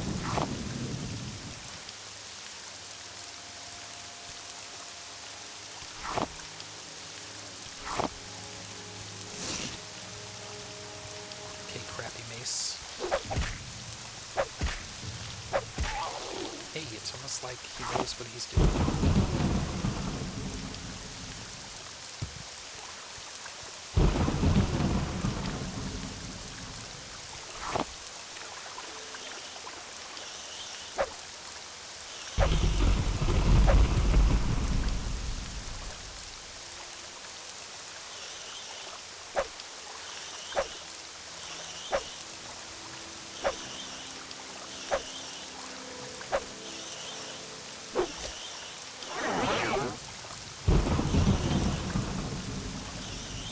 Local wizard approaching some degree of competence. Immediately cut to Puddles not being able to hit a scrib because he's been attacking a fern in front of it for the past 5 minutes. There we go. Yeah, I definitely was hitting the plant early on there. It was a warm-up.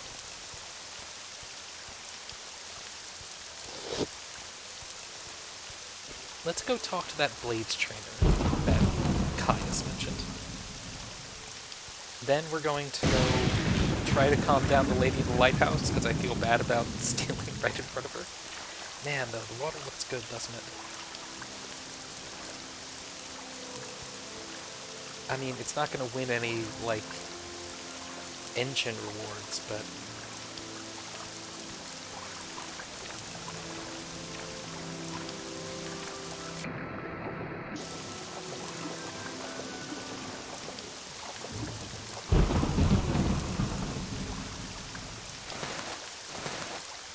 Put a robe back on so everyone knows we're a real wizard. I'm pretty sure that the water in this game is only that nice because I've been using the Morrowind patcher thingamajiggies. We've been to that particular... No. You see that in the distance? I haven't been to that cave. Let's do that as well. I think I have a little bit of time for it.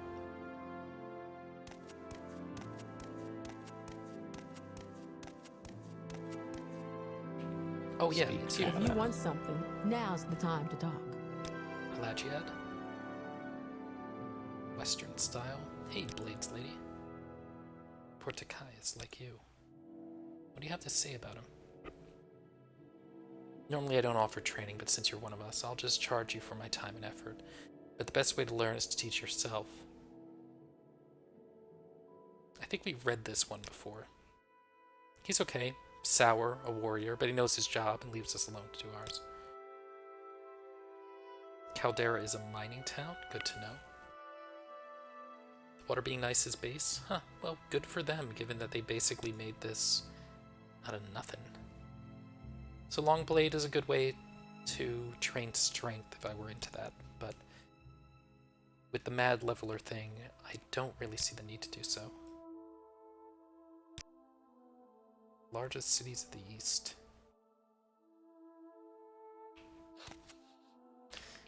There's this weird thing in Elder Scrolls games where Vanderfall and Morrowind are maybe the most culturally significant parts of Vanderfall, and Vivec are maybe the most culturally significant towns, but Mournhold is the capital. And they're never really able to represent that because they're never really able to get out of the shadow of Morrowind and how influential it is. Even in ESO, where they try to do it right, it just doesn't work quite as well. Alright. Comhumanoid. What's my chance of getting this right? Approximately 10%. I like those odds. Where are you, lady? No, seriously, where are you? Last time I didn't even see you before I got, like, you aggroed. Are you still upstairs? Yeah, there you are. Are we cool now? Ow.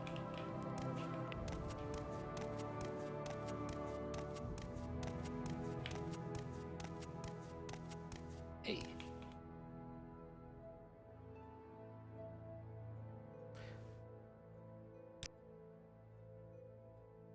Have you noticed, for all its proclamations about protecting the rights of property and preserving law and order, the Imperial Legion does little enough to capture and persecute abolitionists? That's a bit hypocritical, don't you think? She said to a freaking Argonian. A lot of people out there are wearing very nice.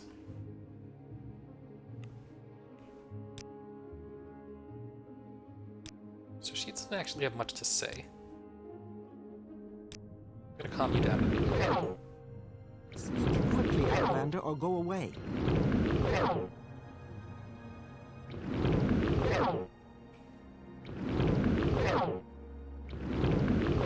So much for that.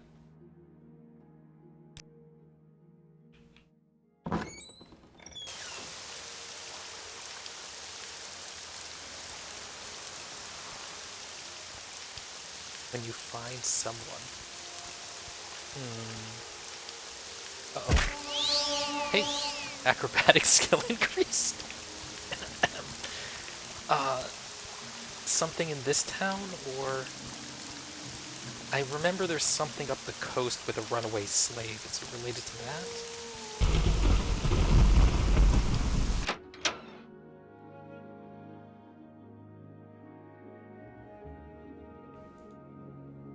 need to find a body. Is it in town? I don't remember this stuff. Oh, wait, no! I remember. Sorry to clap. People talk about how the tax collector has disappeared. I completely forgot about that.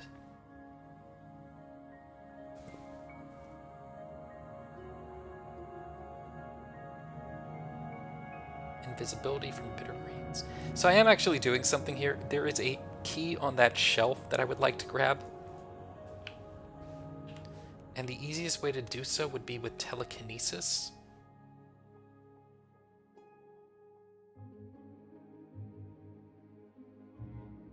And all this bone meal that I have. Your papers, please.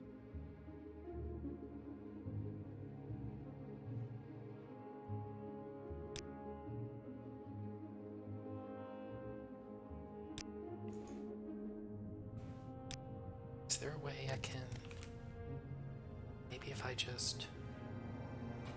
You've stolen for the last time. No. 300 gold! No.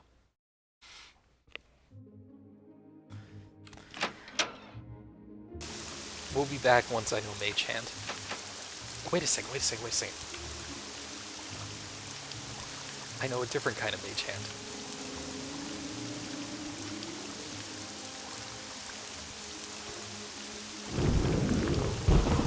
I don't know enough Magicka to cast Mage Hand.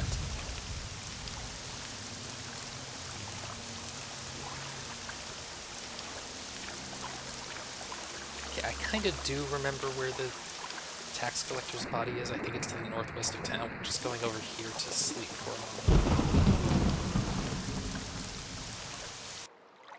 Uh-oh.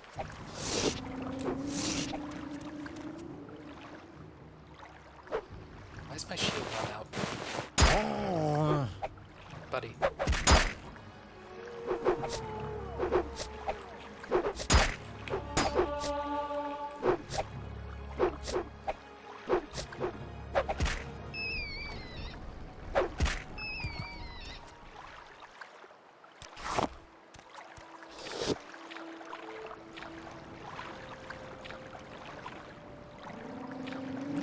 I may try one of the night lighting mods at some point, just to show it. We'll see if we think it's too dark.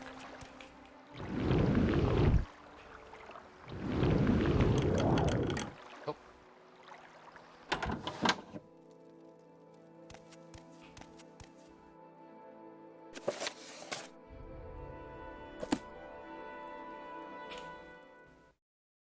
Wait, that's not the one I wanted.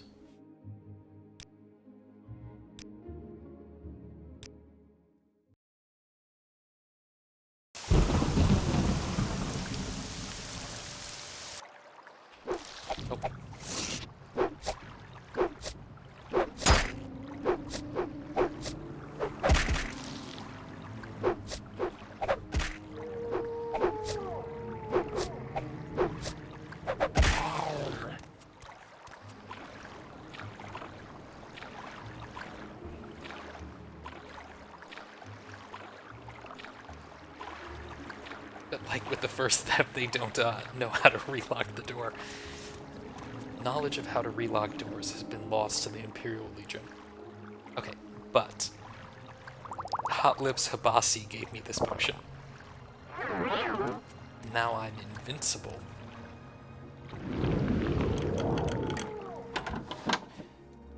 Casting the spell ruined my invincibility.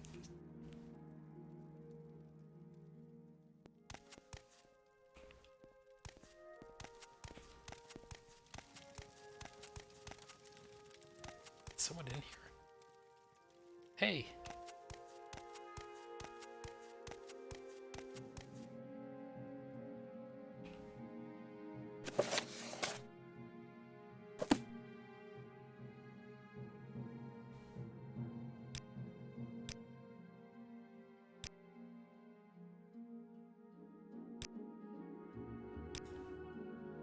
You're an agent?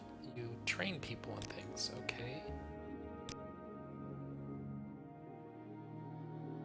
What's That's a this lot of about? monies. Yeah, I remember when my friend was playing this before, their entire build was all about getting a permanent 100 chameleon effect scattered across all their armor. And when they did, just basically you become invincible because no one will fight you because no one can see you.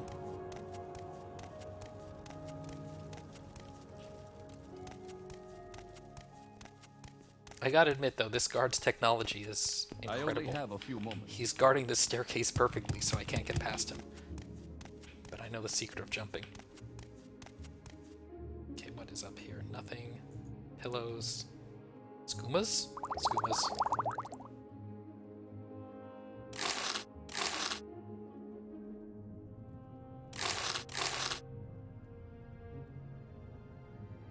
Moon sugars. Moon sugars. Hey, Imperial steel pauldrons. Imperial gauntlets. Those actually probably look pretty cool. Matter of fact, I know that they do.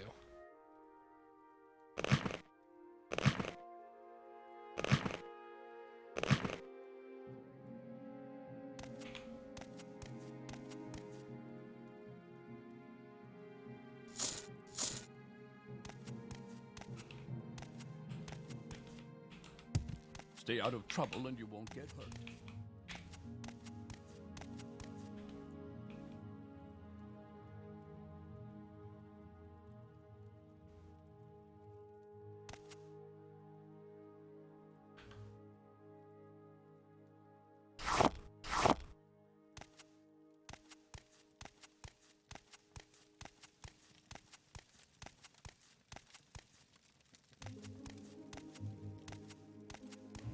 It's better to keep 100% to spells. Yeah, I mean, the thing about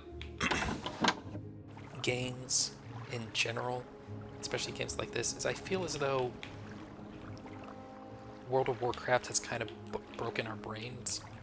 Can't rest here, enemies are here. Okay, I assume that's something unrelated to the guards of town. Ow. Alright.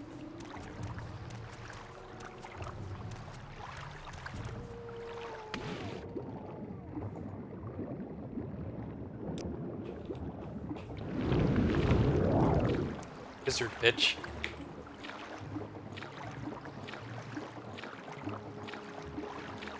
Okay, our goal is to check out that little cave that we saw. Oh look, you can see the plantation over there. And then sneak to the Silt Strider. Go out that way. Also look for the tax collector's body. Yeah, that's right, I'm a crime wizard.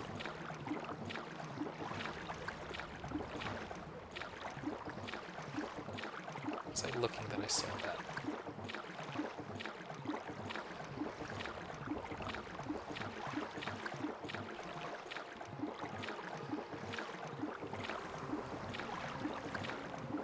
Remember we're doing the first thing I do with sigils. That's once I get Canadian, I have 100% Canadian. Sure. I mean, the thing about it is, I feel like World of Warcraft has spoiled our brains in the sense that for an entire generation of people who played video games, it instilled this idea of, hey, you've got to think about the end game. You've got to think about the end game. Because most of your time in an MMO is going to be spent at level cap. So you've got to think about optimizing for that because it's all that matters.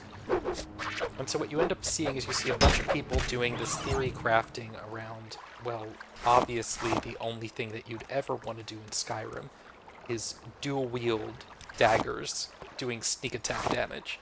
Because once you get full stealth and you get, like, full enchanting, you can do blah blah blah blah blah. And it's like nothing, right? It's like, why would you do that? As opposed to using a two-handed sword for the whole start section of the game, when it's a lot more effective and you just knock down every stupid Stormcloak who comes up to you. Oh.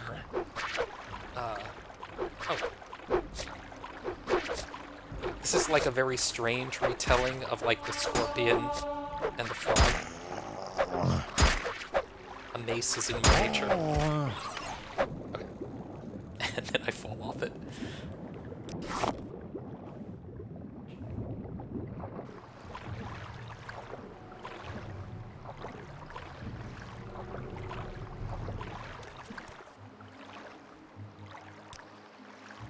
The point is that when you play a single-player game, you should be thinking about how you're going to enjoy every single part of it, not just thinking about what's my character going to be like at the end, because chances are, unlike MMOs, the end game's probably easy. Hey. Alright, so, this is actually our first level up.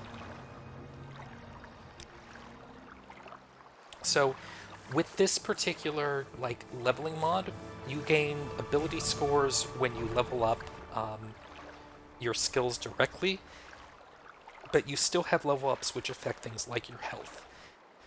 However, you'll notice here that we only get 1 point out of every single skill, regardless of how much it's been leveled up. So, we're always going to put one in luck, because there's no other way to raise it. We're always going to put one in endurance, because it's one that you want sooner rather than later, and the last one will sort of flip around.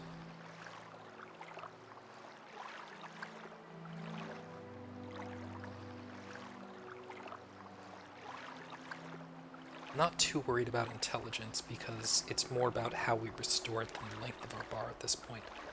Let's do personality. That one's a little bit hard to raise.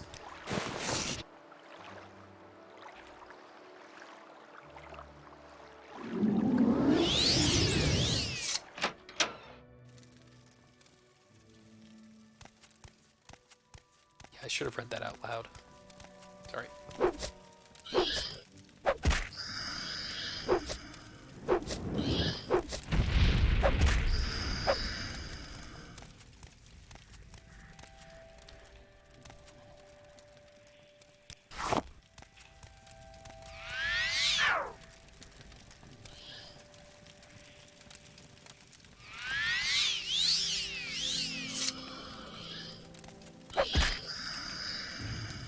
I don't like you. So what is he damaging with this? Okay, so that's a drain, so I think I get that back.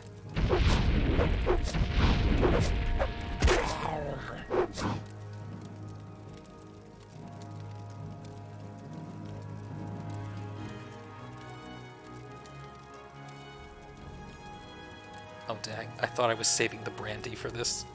It's fine, it's fine.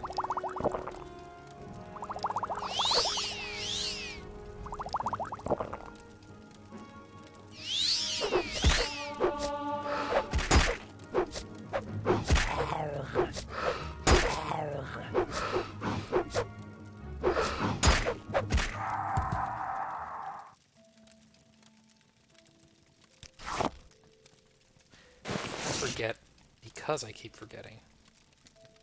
Let's replace Summon Ancestral Ghost with Soul Trap. And let's replace this with Bound Spear.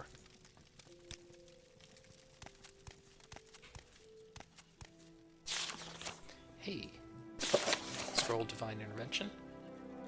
That's one of the spells that returns you to the nearest temple.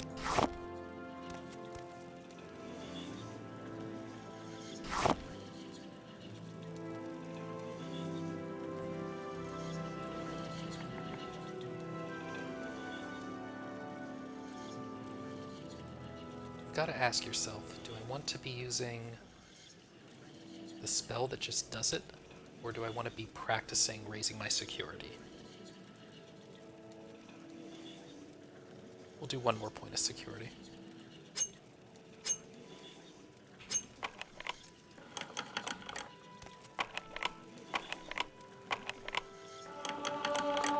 There we go.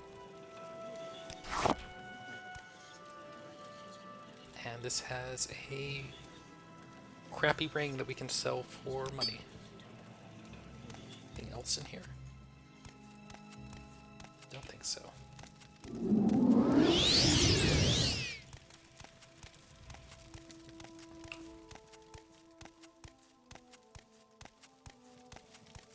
Remember, there's damage and there's drain. Damage... Oh.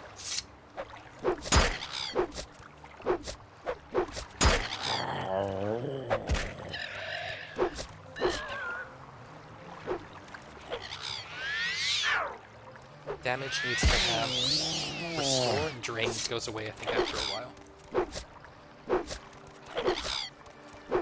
Maybe it's a matter of duration, regardless.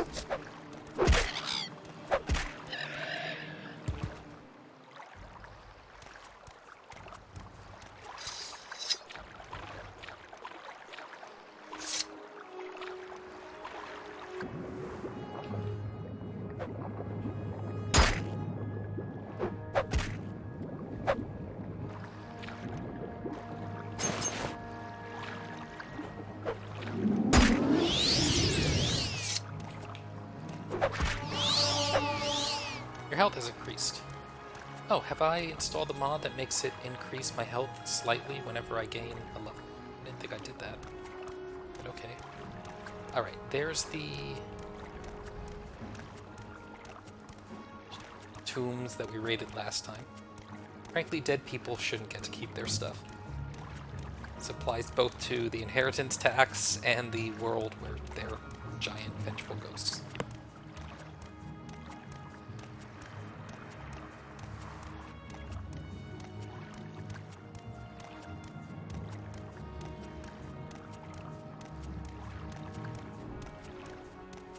That looks like a body to me.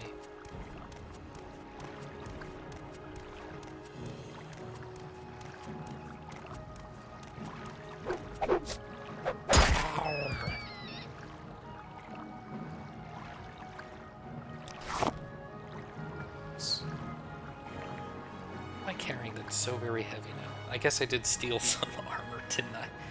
Well, there it is.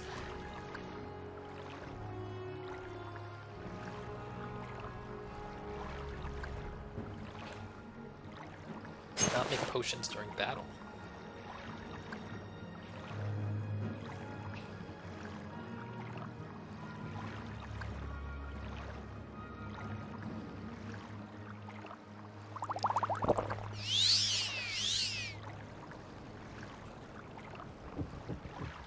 These have value over weight of 15.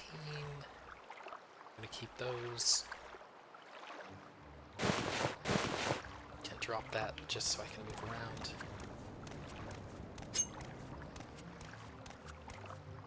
Looks like an Imperial. Tax record. I recall this now. Cannot read during battle. Fine. Okay, who is it? Oh, it's you.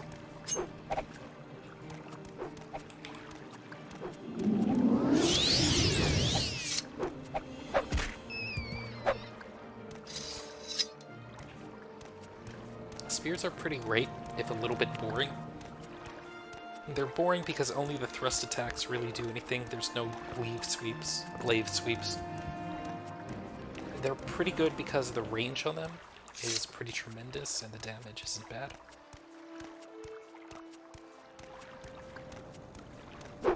Let's take a look at the tax record in a moment.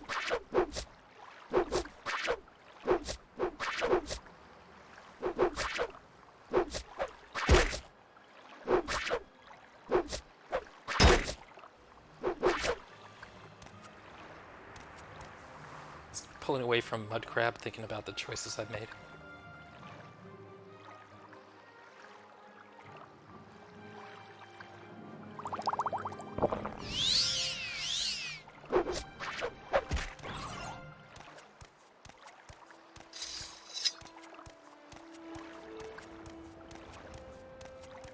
Yeah, I'm not going to spoil it, but my friend beat the game, stepped out from the last cave, majestically the savior of Morrowind for reasons I won't spoil right now, and then immediately there was and a cliff racer like hit him in the back of the head. Okay, so we see the people who paid, and then there are the people who haven't paid. I don't know who Finemouth is. That sounds like an Argonian. Bargoth hasn't paid. Let's go talk to Vodunius Nucius. Do I have a journal entry on this? Probably taxes he collected. Yep. Death of attacks, man.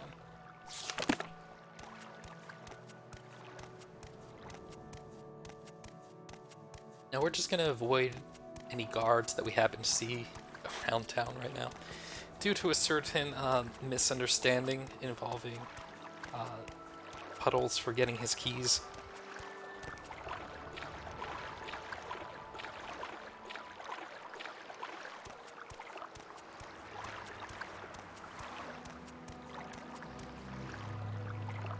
Murder across his vitalities. Found his body, huh? Well, it's up to you what you want to do with that mission. I suppose Sakuyas or Gala in the Census and Excise Office would be the one to tell, if that's your inclination. What do you want? Hey, you. Are you gonna steal, like, re-steal... Ow, wait, dude. Dude, no! Aw.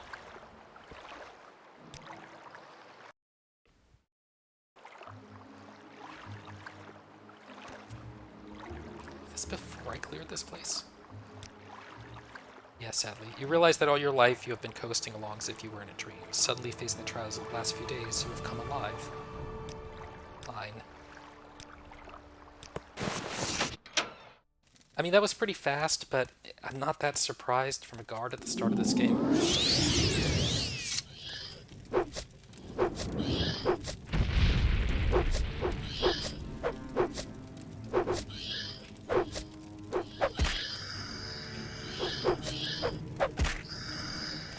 Thing hits hard when it finally does.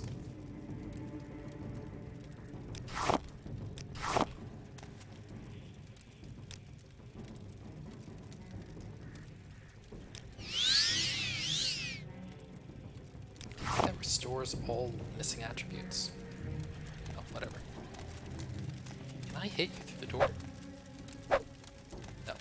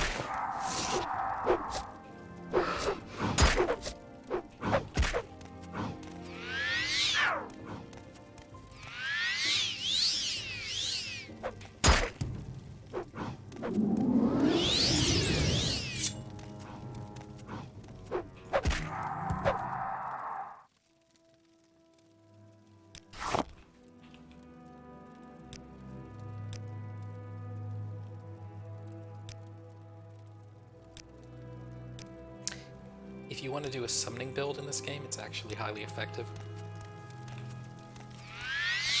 You have to deal with the AIs, but it's not too bad.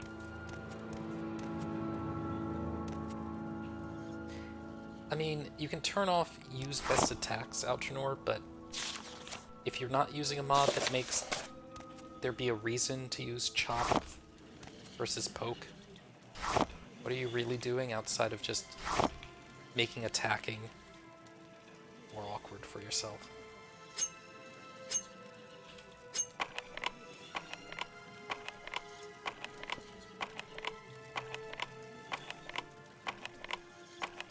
Think about use best attack option. It feels like it's kind of a shame. Yeah, absolutely. Like, hey, this time there's just an interesting different amulet here. That's fine.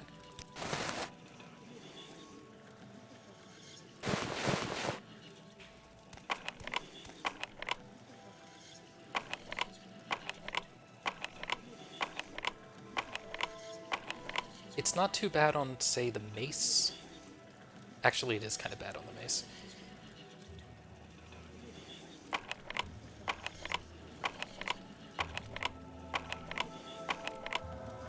The spear is kind of the annoying one.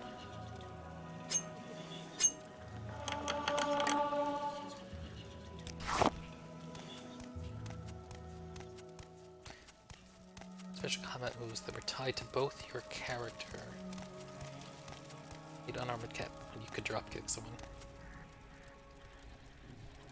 Yeah, that's kind of neat. Honestly, it's something that I miss from Fallout New Vegas. Fallout New Vegas added special attacks in VATS to melee, weapons, and unarmed.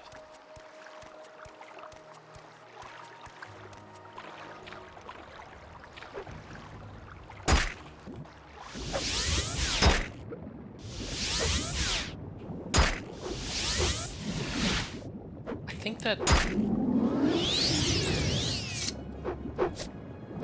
I need to make my own version of Soul Trap that has a lower duration.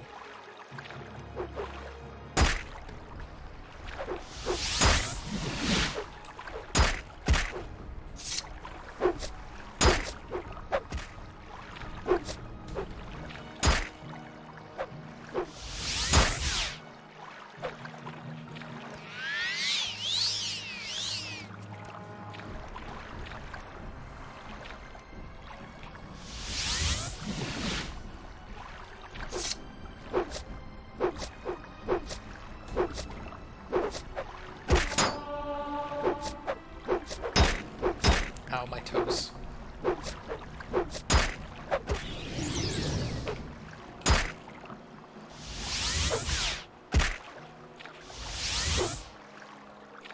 This is actually the preferred way to train armor in this game, though.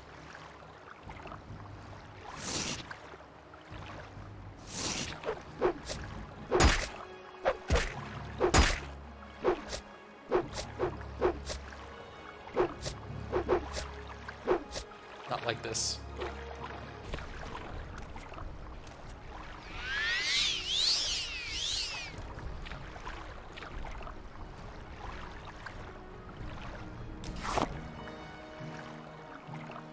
Uh-oh.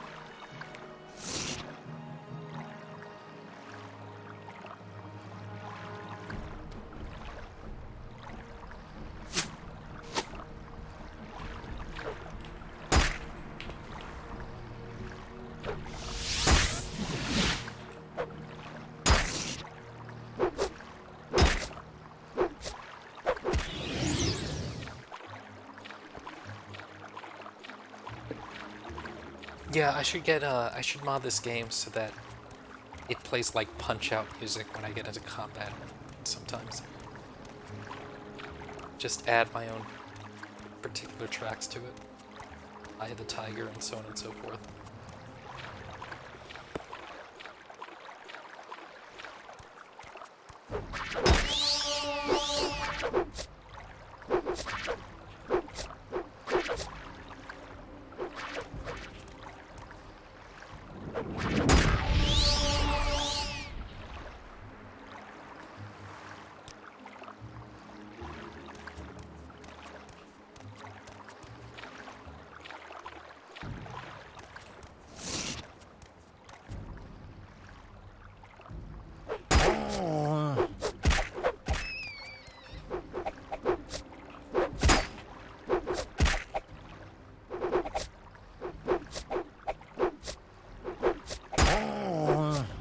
You know what?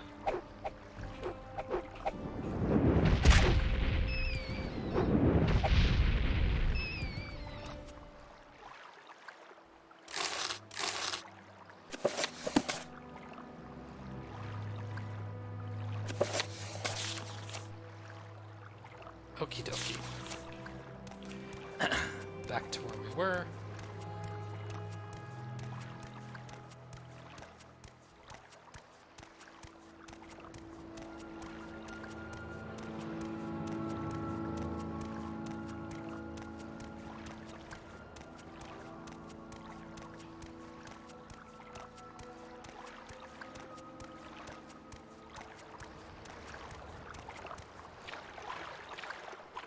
I'm not sure how this will work out, if they're just going to be constantly hating on me or what. I hope that's a fish and not a large angry man with a spear. It was a fish.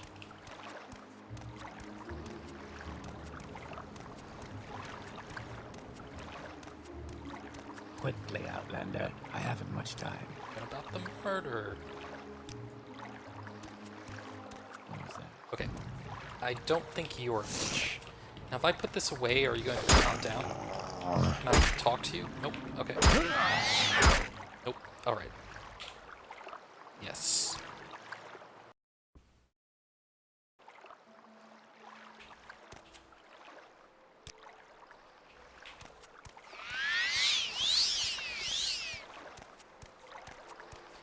So I think we're gonna solve this murder some other day. Specifically, I think if I wait 24 hours, maybe they'll calm their tits. Who knows?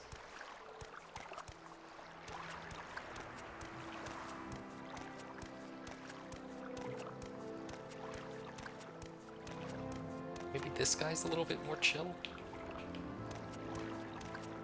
Hey, dude. Hey, it's me. Your old friend Puddles. From the office.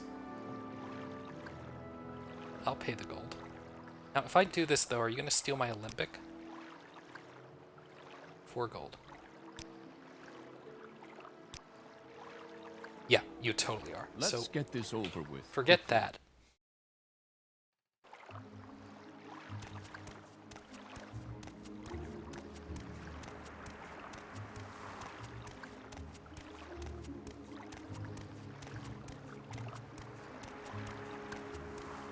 I'm not sure how you fence stolen goods in this game, or like get them clean. If you even do. I think maybe they just keep the stolen indicator on them forever, and then someday, like days down the road or hours later, you end up saying, yeah, sure, I'll pay the fine, and then all of a sudden they take your pants as well. Why walk when you can ride?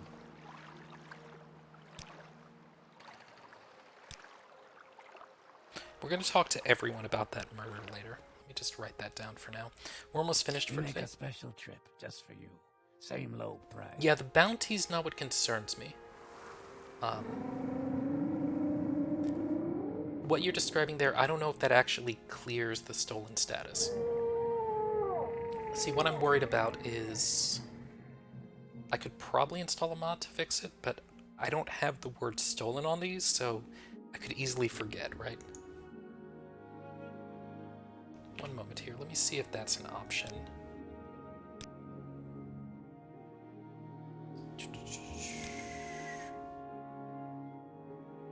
Show item source, no, no.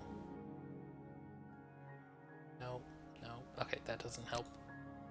UI expansion. No, okay.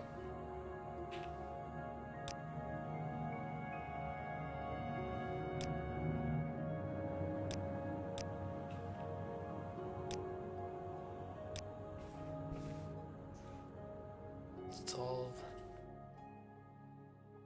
Sidanine. History. Calm down, angry lady in lighthouse is finished. That's one item off our list. Yeah, I think if you sell and buy it back, that would work. Although, really you can sell to just about anyone, right?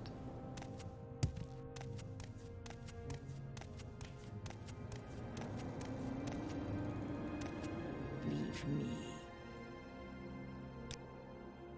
Do I like you enough to tell about this? Hey, you. Sure, we're citizens. We don't have much choice, do we? We don't like foreigners much in Morrowind. This is our country, and we don't like foreigners who come in and steal our land and our treasures and tell us what to do and how to live. Yeah, but like, you're literally coming into my country and stealing people.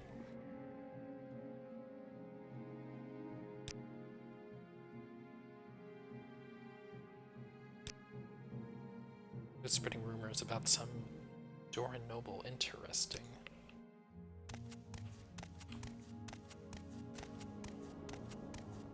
Which is something I like in this game. There really aren't that many good guys. You can see how the Empire is exploiting this land. And you're going to meet people who say, yeah, you know what though, it's better like this. You're going to meet other people who say, we want you out. Because we want to do things in our old slave-keeping, ant jelly-sucking, like, traditional ways. It's like, I'm okay with one of those. No, I haven't done that yet. There's a price on my head, though. Okay. Vain reality. It's said My prices are the best in town. 3 gold? Sure.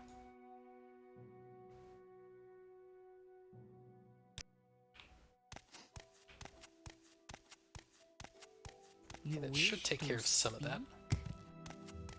Let's, hand in the Mage Guild quest. And the Fighters Guild quest. And then we're gonna talk to Caius, find our next mission, and we're gonna pause there for the night. Are we on inventory? Not great. We should sell some items as well.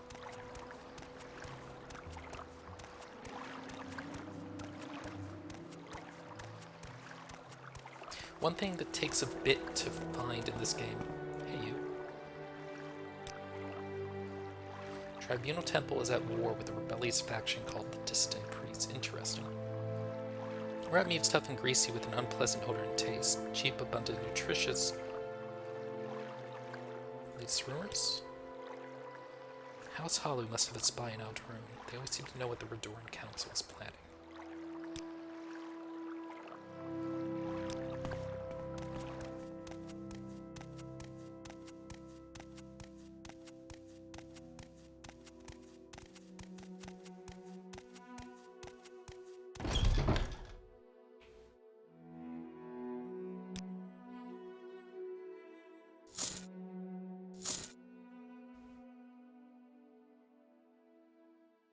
Cool that most of what he sells here is just bone mold.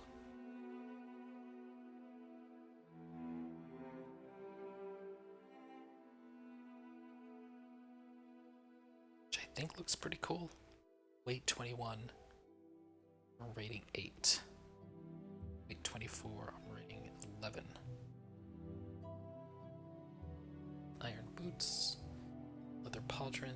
Troll bone helm. Light shield, light shield. Are there medium shields? Light shield. Armor rating 1, armor rating 3. Does look cool though, doesn't it?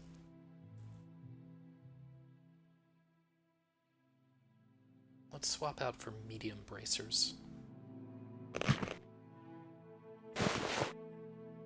I think these might look terrible, but we'll see.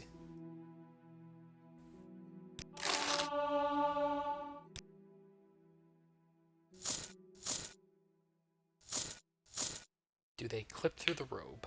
I really don't Yes, have they do. time for this, so What do they look like without the robe? I kind of like those. What about the chest piece? I don't want 3 of them.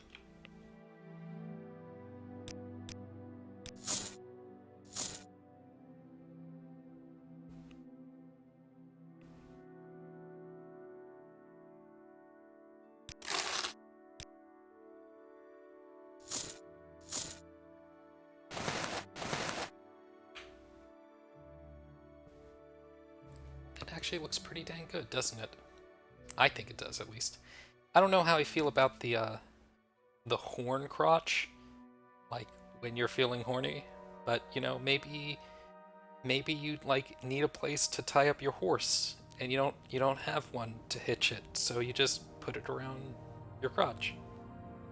Yeah, or like keep a bagel. I don't know what else. It could be a door knocker to let you in.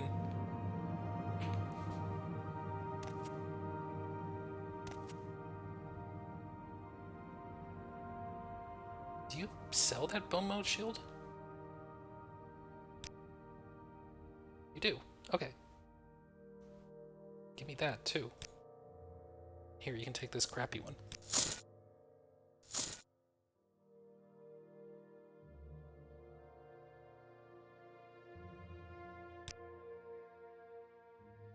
Oh, oop.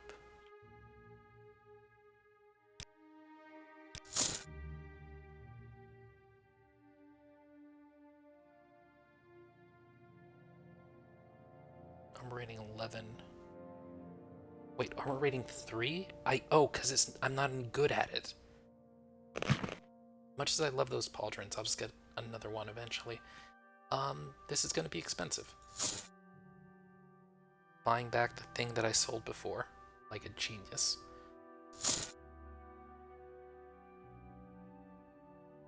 There, we're just about broke. Didn't I? Yeah, okay, so you don't mind that I have moon sugar? You know what, that's fine.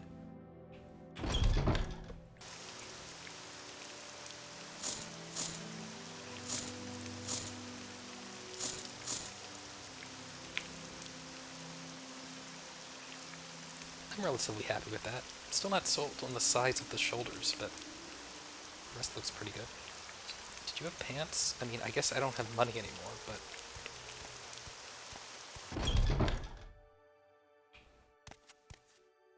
yeah, hi. Yeah, I'm still talking to your pet cat. Let's see what they have here. Cure Common Disease Scroll. That's actually pretty great. One thing to note is that you can actually just take the things out of here and just sell them for money somewhere else, and they're kind of okay with that. Special floor of 10 mil. Oops. Once you touch the things, I guess you gotta take it.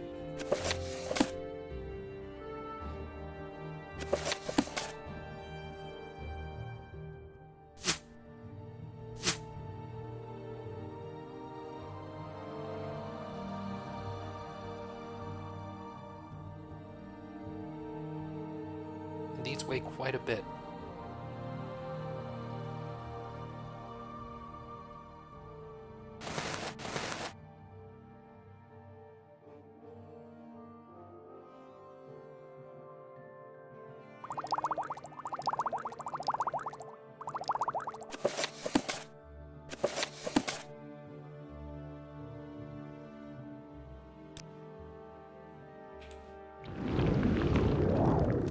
Wizard.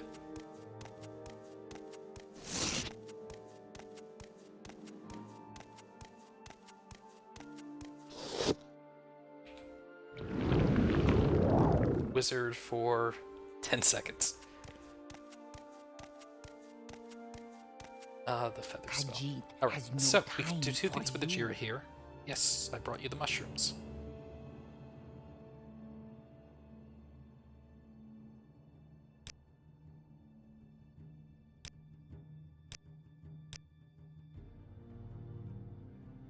Do you have any more jobs?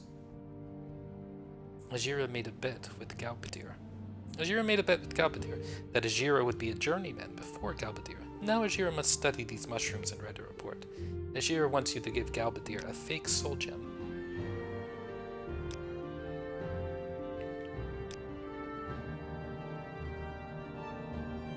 Put in her desk upstairs. That's fine.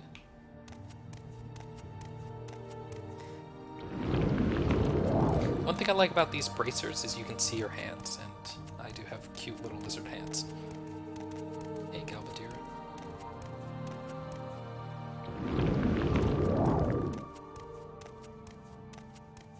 Okay, as long as we're up here and she can't see us, let's just steal, you know, like the Grand Soul Gem.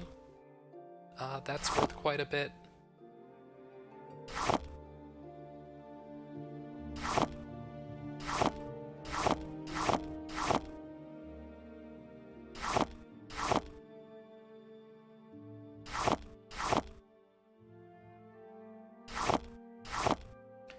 She'll never know.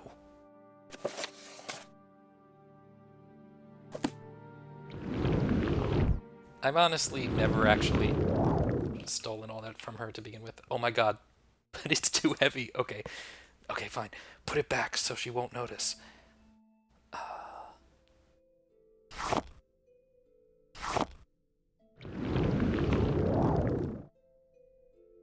I shouldn't be over encumbered, right? Like... Okay, fine. I need to drop 11 pounds.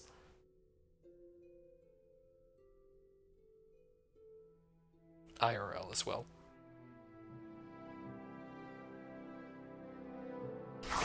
Fine. There. Keep that.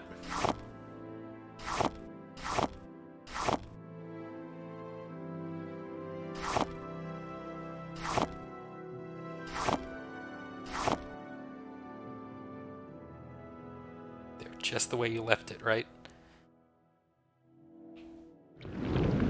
Well, at least the alteration skill's good news. Ashes of some dead guy, I don't remember why I have it.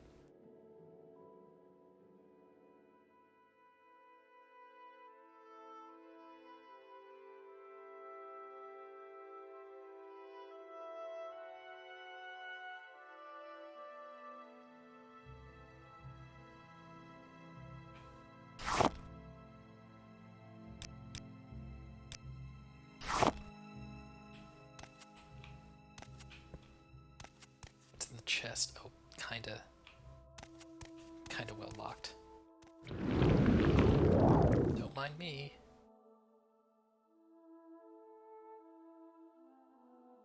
Go with Galbadir. Go ahead, I have many tricks of my own. Even you and Ajira together can't stop me from winning.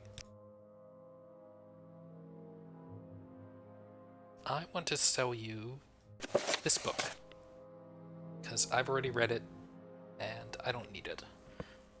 And I want to sell you all 3 of these, because I have a potion.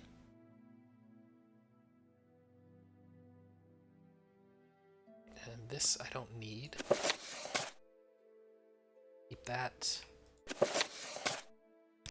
So one of these. Hellfire, keep the scroll that kills me. So this. And absorb willpower is kind of a funny idea, so we'll keep that one. Great.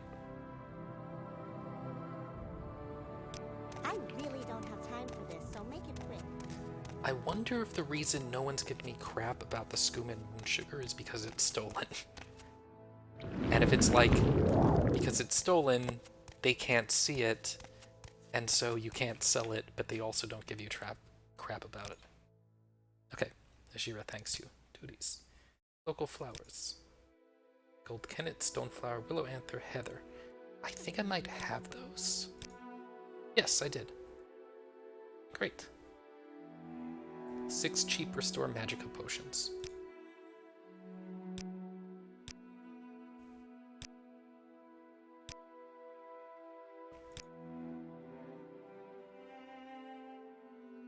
Lake of Maya.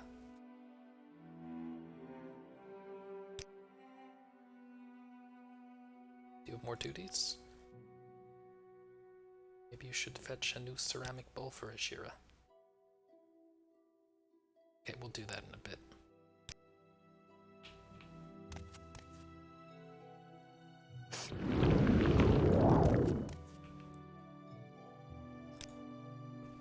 Hey.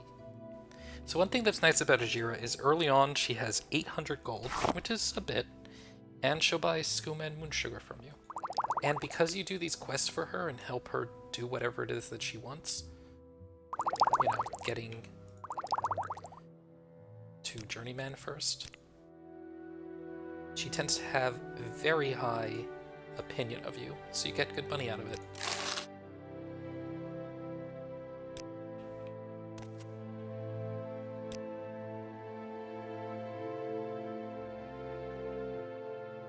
Reflect. Summon Least Bonewalker. Poet's Whim.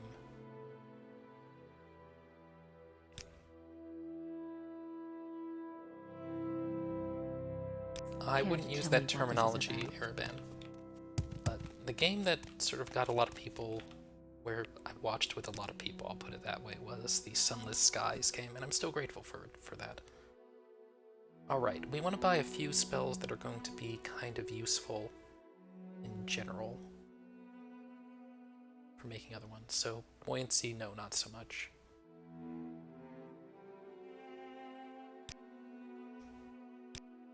Before we leave here, let me demonstrate one rule of the game. Let's talk briefly about the costs of spellmaking in this game. So, for example, let's take a look at the fire spell that we have right now. Fire Bite. 15 to 30 points of damage on touch. I will listen, Outlander, but make it quick.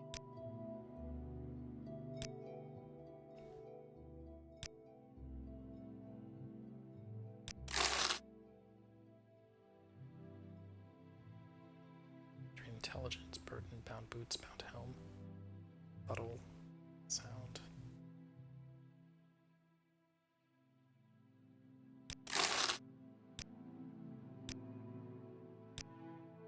Okay, two things. One, bound boots, self, 1 second.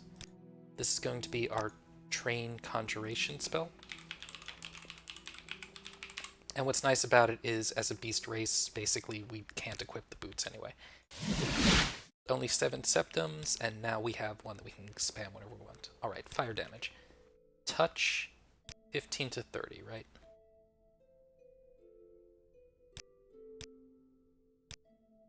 Okay, price 79, spell chance 76, point cost 11. The thing about spells in this game is you can really only get one off every 2 seconds. So if you make the duration of the spell 2 instead of instantaneous, it's going to do twice as much damage. But you can drop that to half as much and it'll do the same amount as it used to, which would be about, let's call it 8 to 15. And notice here, the point cost is less, it costs less mana to cast, the spell chance is higher, and the price is lower. So basically you want to convert all your damage spells in the game from instant cast to duration. The second one is that area of effect increases are really not that much more expensive. Here I set this to area 10, the point cost is still cheap, the price is still low. This is something that kind of wasn't scaled very well in Morrowind. Like, let's just demonstrate this here.